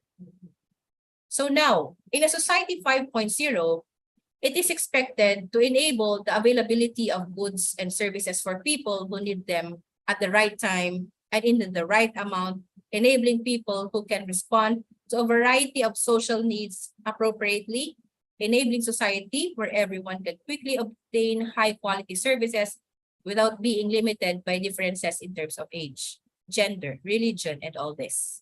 Okay, so you have there the different levels, stages, periods of society. Okay, so what you see there in Society 5.0, you have the IoT or the Internet of Things, the big data, AI, 5G networks, and even robots. So what you see on your screen is the population of Japan. So as early as 1950s, you see there that their age society, you have there 4.9%, where 65 years old and older. And by 2018, they have already surpassed the threshold, no? They are already 28.1%. So meaning these are already hyper-aged. Okay? The number of elderly people continues to increase, and it's even projected that by year 2060, they already have 38.1% of the population more than 65 years old. Okay. And so there are several things that they did to counter this problem. Okay. They now introduced the Society 5.0. They conceptualize this and consider this as a step in mitigating their possible problems in the future, in the current and in the future, because they are already experiencing this. So Gladden, 2009, quoted from the Japanese government that Society 5.0 would become an environment where humans and robots or artificial intelligence coexist and work to improve the quality of life by offering specialized services for the diverse users' needs. So the use of intelligent robots is not only limited to manufacturing, but will also play a significant role in areas such as communication and social assistance or work. So here in Robots in Society 5.0, they are made more sophisticated and do not need to wait for passive programming instructions from human operators. There's no need for a person or a human operator to operate the robot, but rather robots and other systems and devices from Society 5.0 can demonstrate increased level of autonomy by proactively collecting data from the environment, making decisions for itself, even if it is a robot, and providing these services for the humans. Okay. There are already questions here, but let me entertain those in a little while. Okay, then, so let me present to you the classification of healthcare technologies. So technology as completer of human beings, you have there to the use of prosthesis, exoskeletons, and organoid or organic transplanted organs. Then by the technology as machine technologies, you have already the surgical robots. And the surgical robots are very helpful in performing minute surgeries, for example. Point of care technology, and then the artificial intelligence. Okay, so technologies that mimic human beings and human activities, you have the humanoid robot. So it tries to think, decide based on the data that it will get. Okay, and then the androids, cyborgs, and even the chatbots. Okay. Then the elderly healthcare solutions in Society 5.0. Connecting and sharing information in the network between users of medical data, including medical checkups, records, and treatment and care records. So this is very helpful, especially for our elderly who cannot go out of their own homes and have themselves checked. So at present, we have this so-called as telehealth, where the doctors are online and then they give consultations with their patients online and give prescriptions and the things that they need to have to do. For example, they need to go for diagnostic tests. They can do that via the internet. Okay, this is called as remote medical care practice service, or the telehealth. And then using AI or the artificial intelligence and robots in the care for facility, room to support community independence. So effective medical care can be provided by connecting and sharing medical data spread across various hospitals. The remote medical treatment allows monitoring the health of the elderly from home without needing to go to the hospital. And therefore, with the current research of Japan, they can see the relevance of having robots in their society, in Society 5.0. And so the Japanese Cabinet Office Society 5.0 is defined as human-centered society that balances economic progress and resolves social problems with systems that integrate cyberspace and the physical space. So in Japanese 5.0 society, robots as elderly caregivers have become a phenomenon, and it is a reality. And over the past 3 years, the robots have been instrumental in helping elderly care in Japanese nursing homes, as well as to be friends for the elderly. So they are there to make friends and accompany the elderly. Then you have social reform innovations in Society 5.0 aims to achieve a forward-thinking society that abolishes current stagnation, a society whose members respect each other, and a society where everyone can lead an active and pleasant life. The Japanese expertise in AI technology had transformed the elderly care industry from humans now to robots. Okay. And so based on the data in 2025, Japan will be needing as many as 380,000 elderly caregivers due to the increase of elderly dementia. And therefore, the Japanese government funded the development of an elderly care robots to fill this shortfall of 380,000 elderly caregivers. The difficulty of getting elderly caregivers making robots as elderly caregivers of the future.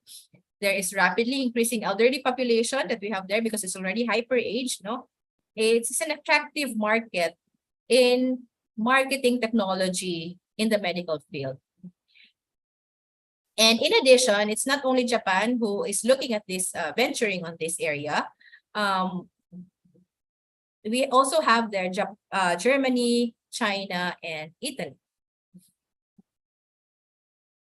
So because of the hyper-aged society, hyper-aged population in Japan, it seems to be desperate for workers. No? Aging Japan turns now into robots for healthcare. The Shintomi nursing home in Tokyo made international headlines because it hosted 20 models of caregiver robots in various shapes, such as cute furry animals, young children, human-shaped humanoids, or lifting and walking robots. And this project was funded by the government in 2013 and showed results after 5 years. And these robots, again, became friends with the elderly who were housed in a facility. So what are the benefits of robots? Japan Medical Research and Development Agency showed that with robot care, elderly autonomy, their social skills, their mood, and communication increased along with the better quality of life. Okay? So Japanese society also welcomed robots to help in the elderly care. So it is a very big help because of the lack of caregivers in Japan. And yes, they need to do something about how they're going to care for their old, now integrating robots in the healthcare. As much as 80% of respondents aged 40 years were open to assistance by robot caregiver, and it helps in the physical and psychological dimensions of the elderly. So not only is it helping them to move about, but it is also helping them to express their emotions, be psychologically there for the elderly persons. The robots in Shintomi nursing homes are used to improve their working environment of the nurses, who is only very few, and protect their staff from injury, because some robots were used to move the patient, making the work more safer. Okay? And it is done to improve not only the morale of the staff, but bring peace of mind among staff and make residents in the nursing homes feel supported. Now we have Resione. So Resione is an electronic maintenance bed that can be converted into a wheelchair and is made by Panasonic. And this robot has been sold since 2014. And yes, the selling price of this robot is 900,000 yen. And I do not know how much is that in your country. And the rental of that is from 40,000 yen per month. Okay, so that's quite expensive, I suppose. Then Cyberdyne is a HAL, or the hybrid assistive lumbar, is a robot and can be worn to reduce the risk of back pain for care workers in nursing places by reducing the burden on the lumbar area when helping an elderly. And then this robot is made of Cyberdyne Incorporated and sold since 2015 at a rental, if you see, 100,000 yen per month. So that's quite expensive. Then you have Pepper. So the robot that you see there on your screen is named Pepper. And this is a humanoid robot designed to interpret emotions, through cameras and microphones. Pepper gave a response that can be adapted into interaction, and this robot is made by SoftBank Robotics Corporation. And previously, most of these robots were used in stores to welcome guests, to explain about the products, but now it is already integrated in nursing homes, wherein 500 of them are already using this to play games, to do routine exercises with the elderly, and have basic conversation based on dialogue programs. So that could be very useful. And Pepper can also move its arms and head, and this robot has been on sale since 2015 at the cost of 198,000 yen plus 25,000 yen monthly fee for 3 years of rental. And then Paro. Paro is a seal robot whose name stands for Personal Robot. It's created by Intelligent Systems Corporation, and it has about 100 sensors, 10 CPUs, and 10 motors throughout its body, and Paro can respond to touch. It can also do some speech and light by moving their head, winking, and playing tapes of Canadian seals. And it is created in 2005, and Paro is widely used in nursing homes. The price is 400,000 yen in Japan, 5,000 euros in Europe, and 6,000 US dollars in America. So that's quite expensive. All right, I've been mentioning it's being expensive because it is. That's one of the disadvantages of having robots. It's very expensive, and the robot has not yet been proven to reduce the personnel cost and working hours. The robots are just there to assist in the therapy with the nurses, but not really the robots doing its part to take place of the nurses and increase the manpower.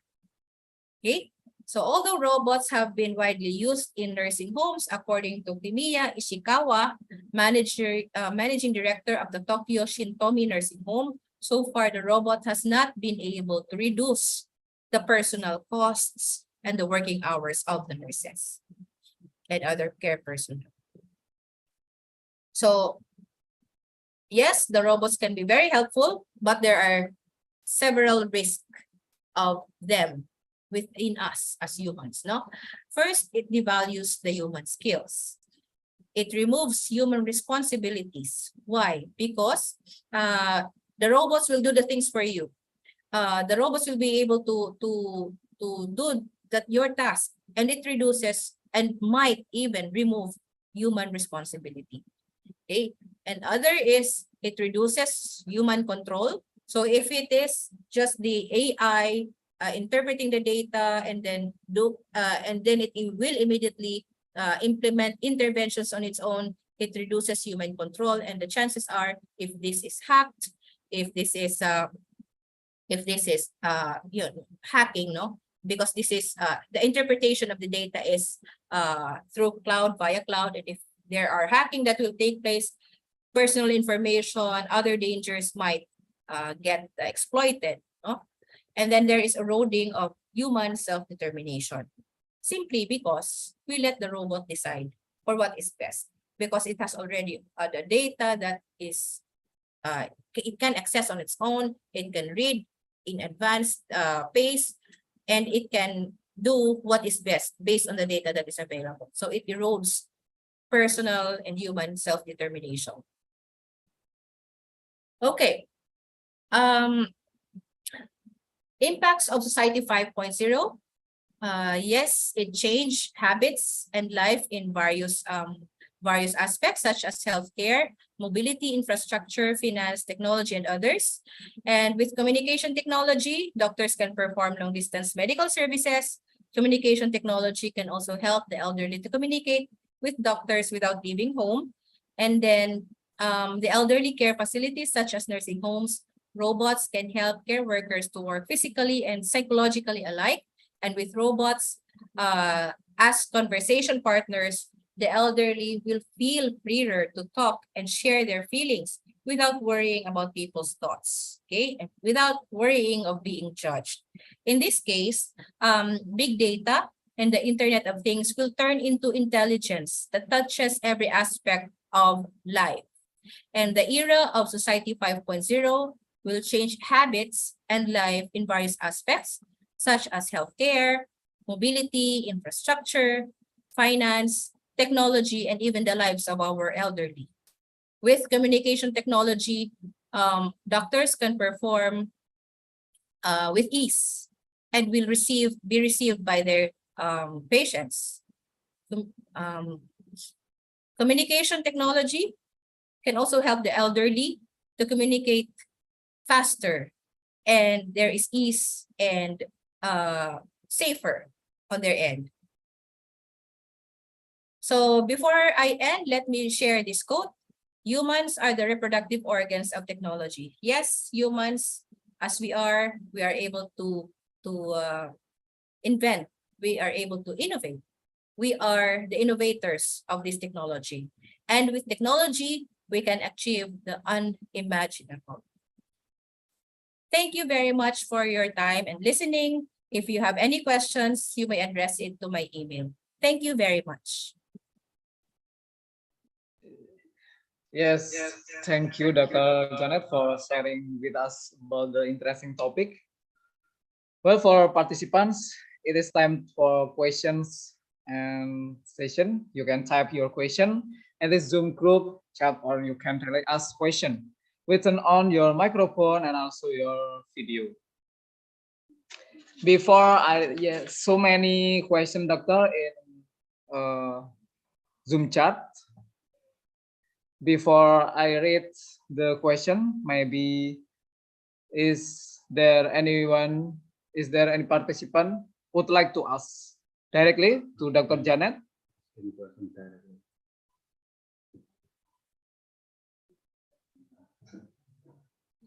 Well, while waiting for... may I ask for 1 minute break? 1 I minute hope you break? don't mind. I'll just grab some water. Thank you very much. Okay, sure.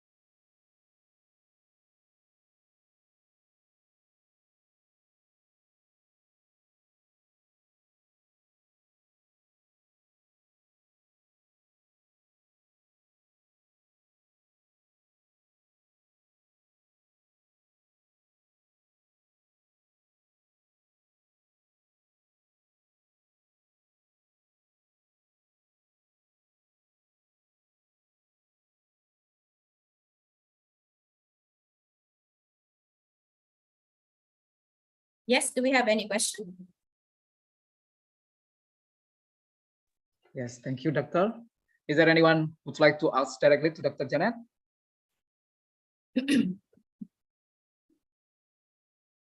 Mbak Silviana mungkin?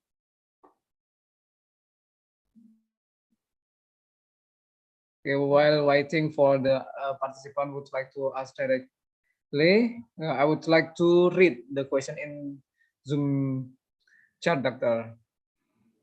The first question, this is from Faiz Fitria Ulfa. The question is, what happens if robotic technology replaces the entire role of nurses in meeting patient need? Is it more good or bad in the long term? Please, Dr. Janet, your answer. All right, thank you for that question, Fitria. All right, now, Dr. Locsin, being the nurse theorist of technological competency in nursing, have always been strong in his ideals that, which I also agree, that technology cannot replace nurses.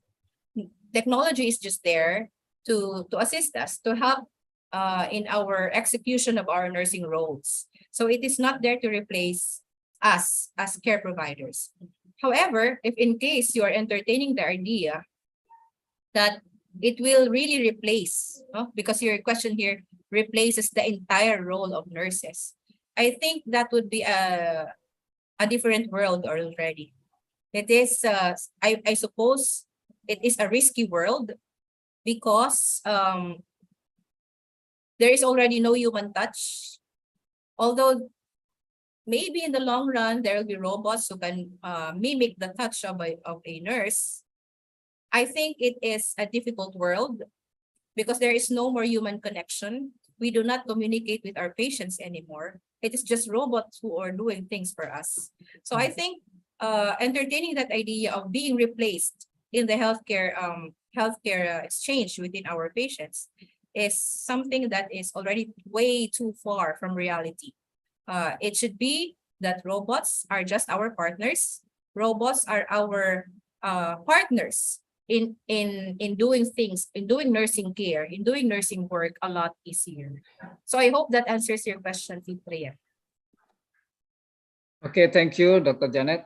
Monitor Fitria, are you there? How about the answer of Dr. Janet? Is it clear? Yes. Yes, thank you. Okay, thank you. Before the next for the second question, is there anyone to ask directly to the Dr. Janet?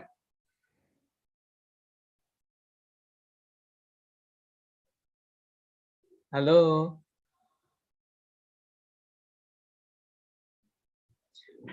Okay, while waiting for the participants would like to ask directly, I would like to read the second question in the room chat. The second question is from Sava Rahma. How to care for the elderly who have Alzheimer's and easily run away from home? Yes, please, Dr. Janet, answer.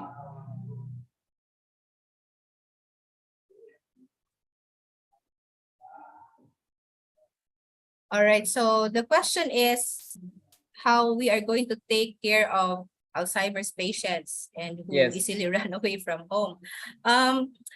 Very important in patients with Alzheimer's is to reduce their frustration. So we should have a structured schedule for them. Okay, because most often when they will be running away from home, there is some trigger to that. So it's very important to schedule our activities with them wisely.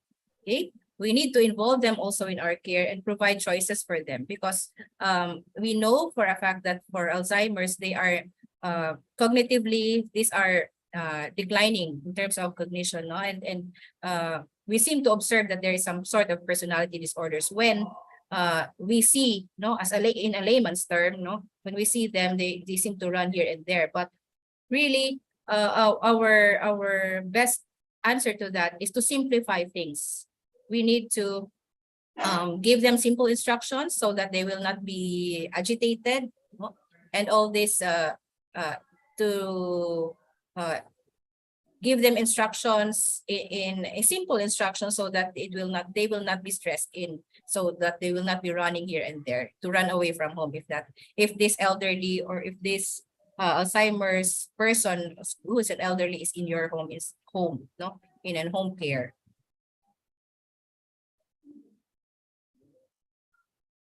Okay, thank you, Dr. Janet, for your Okay. answer. Sorry.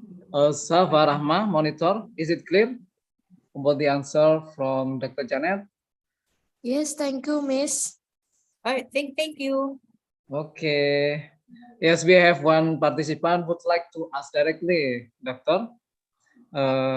Says Irka Maharani. Please, your question. Thank you, Mr. Andy. Hello, good afternoon, Ma'am Janet. Thank you so much for the very insightful material for this morning. And actually, I have a question because the topic today is All right, about. all right. Sorry, is it clear enough? My voice? Yes, ma'am. Okay. Go ahead. Okay, because the topic today is about the problem and issues for elderly, it reminds me when I did my internship in senior rights services. So it is in Australia. There are organizations for protecting the elderly. So it is called senior rights services, because at the time I was surprised because in Australia there are so many cases for elderly. Besides health, the cases is about violence and also discriminations. And the one who did to the elderly, especially actually the son or the daughter itself, because maybe they think the parents, because they getting older and they getting like powerless, useless. So the son and the daughter did the violence or discriminations to the parents.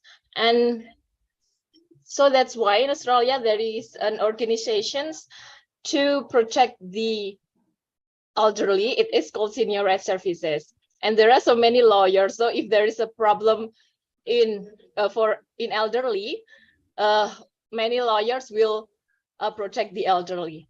And what I want to ask is, how about in Philippines? What is the most crucial problem and issues in elderly in Philippines? And is there any kind of such organizations that's under the government in Philippines? Thank you so much.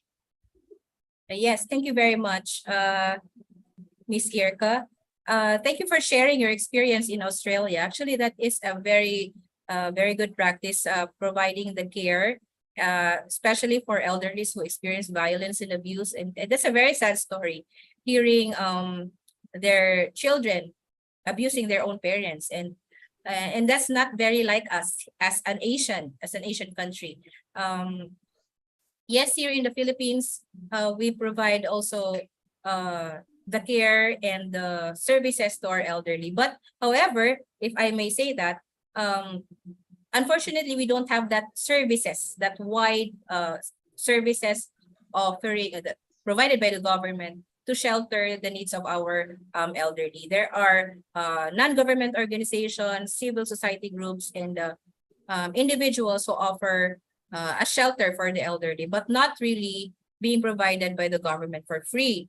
In terms of advocacy works, there are groups who provide the care for this, such as representing and advocacy groups for the elderly. There are those that is presented, but it's not that very big of an organization here, because perhaps it has something to do with our culture. As Filipinos, we love and care for our elderlies. In fact, common here in our country is to have an extended type of family, including our grandparents, fathers and mothers and children and our grandchildren housed in a single group. So we still is welcoming. It's still not being welcomed, not to have our elders in a nursing home, for example. So it's not that common here in our country. I hope it answers your question, Irka. Yes. Thank you very much. Yes, thank you, Ma'am Janet. Because at that time I also was surprised, because in Indonesia there also no organizations like that. Maybe because the different culture, because Indonesia and Philippines in Asian culture different with the Western cultures. Yes. So maybe the problem will be different. Thank you so much, Ma'am Janet. Thank you for asking, Miss Irka. Thank you, Ms. Irka, for your question. Okay, we have another participant who would like to ask question directly to Dr. Janet. Please, Lutfi Nur Aziza. Time is yours. Okay, thank you, sir. I want to ask about whether in the future the cost required by robotic technology will be higher, considering the number of elderly patients is increasing every year.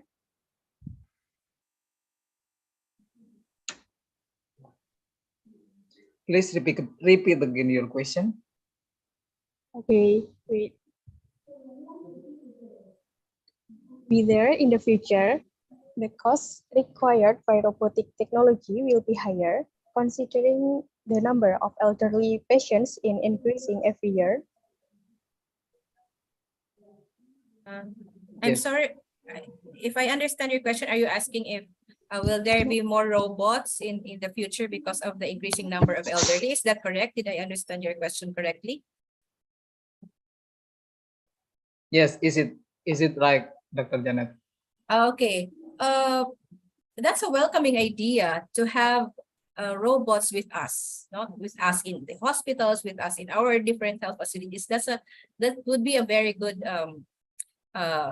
future for all of us. However, we also need to look at the cost of it, because it's very expensive. Even Japan has not yet really expanded it all throughout their countries, although it is more practiced, however, but it's still not entirely disseminated all throughout. And that would be very good if it can also happen here in our own respective countries. But with our culture, with the capacity of our economies, I do not think that will be in the very near future. But that would be a very good integration between robots and humans caring for our patients. Okay, how do you think?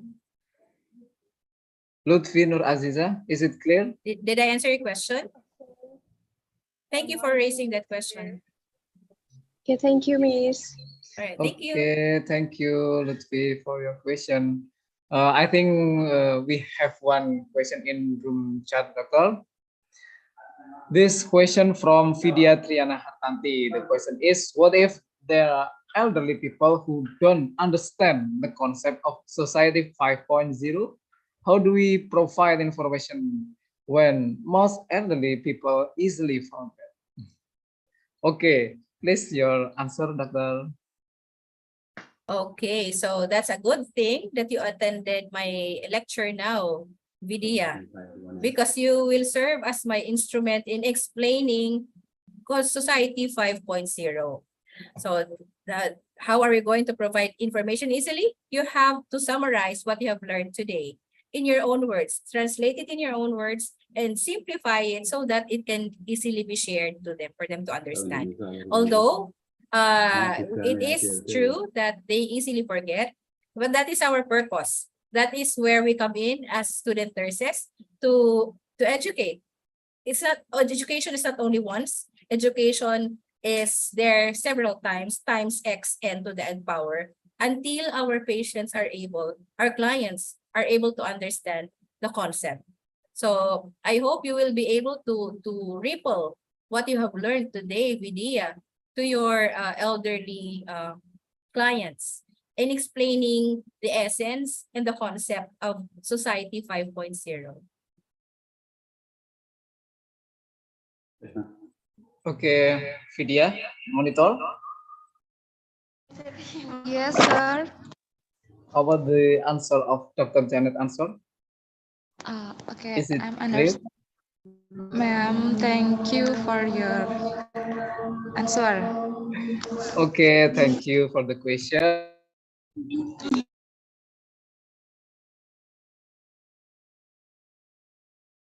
Thank you for those who raised their question. I really appreciate that you are interacting with me in this virtual environment, and it's good that you are showing interest about the topic that I presented to you today.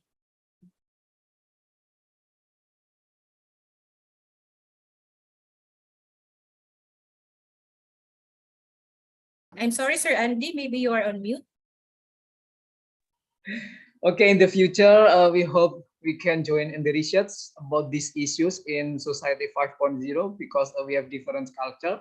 I think this is a very interest. Okay, before I the end this event, I would like to summarize so many aspects changes in the era of Society 5.0. The new system will substitute much of our current work, especially in the society. As moderator, I apologize if I have mistake during this event. Thank you. Wassalamualaikum warahmatullahi wabarakatuh. Thank you, Dr. Janet. And please, Sylviana. Time is yours.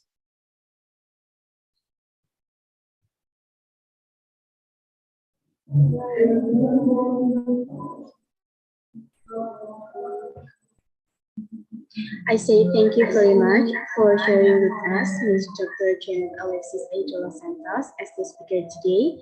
It was an extraordinary material. And I also thank you very much, our moderator, Mr. Andi Hayun Abidin, SST, MSc. Well, that's wrap up our event today. The next agenda is praying led by Ahmad Nadif Senayoga. To Ahmad Nadif Senayoga, time is yours.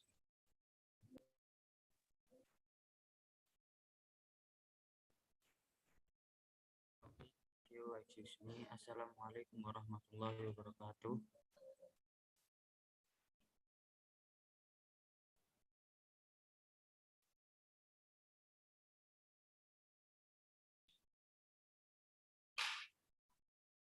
Assalamualaikum.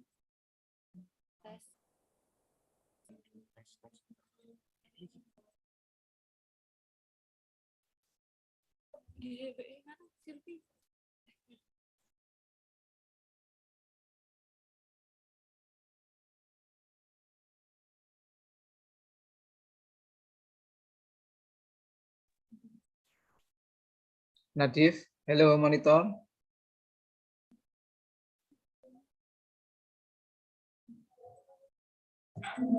Okay, I'm sorry, excuse me. Assalamualaikum warahmatullahi wabarakatuh. Salam Om Swastiastu, Namo Buddhaya, Salam Kebajikan.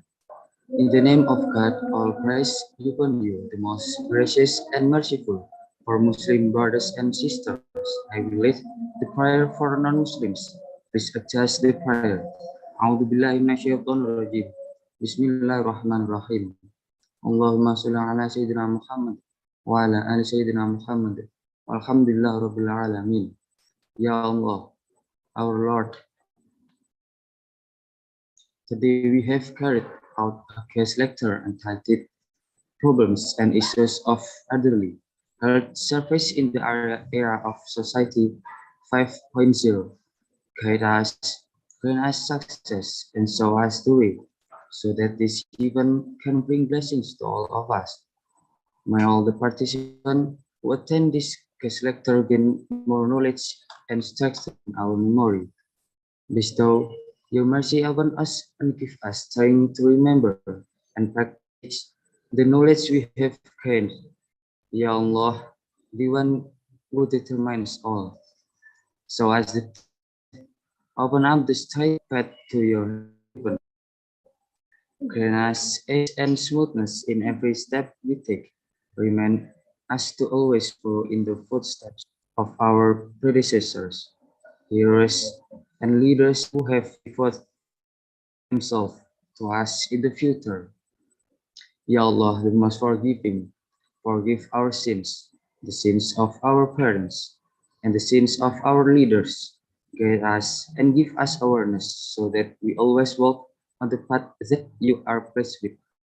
Guide us to the right path and keep us away from all disasters, mistake, and suffering. Rabbana zalamna anfusana wa illam taghfir lana wa tarhamna lanakunanna minal khasirin. Rabbana atina fid dunya hasanah wa fil akhirati hasanah wa qina adzabannar. Wassalamualaikum warahmatullahi wabarakatuh.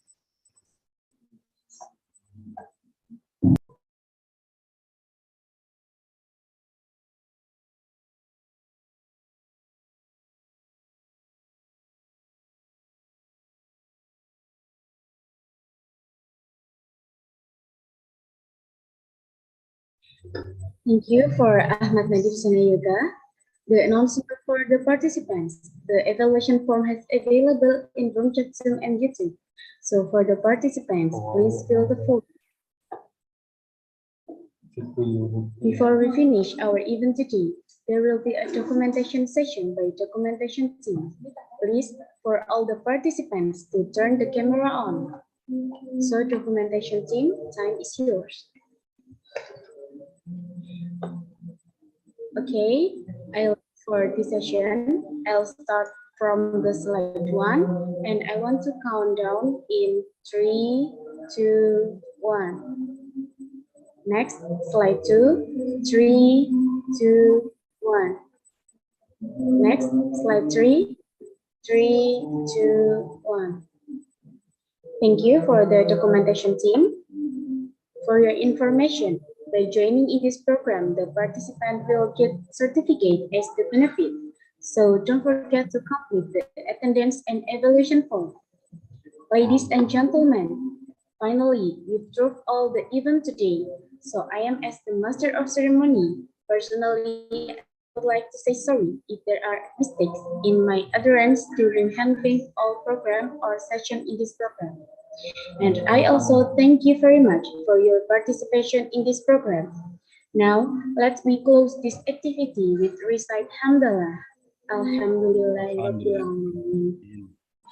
Ladies and gentlemen, now all the program has been ended. So I am as the master of ceremony today.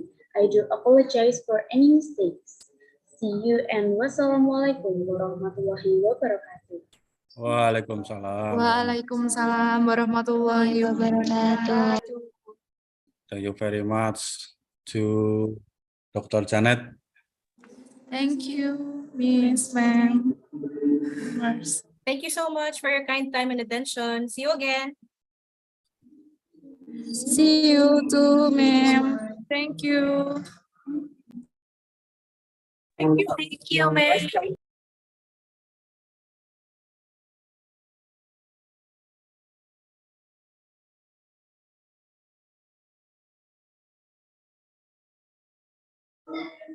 Terima kasih ya untuk semua panitia. Ya, Ya, Pak. Oke, Sampai ketua sore, panitia Pak. izin saya tadi dilaksanakan ya. Pak. Terima kasih kembali, Pak Tri.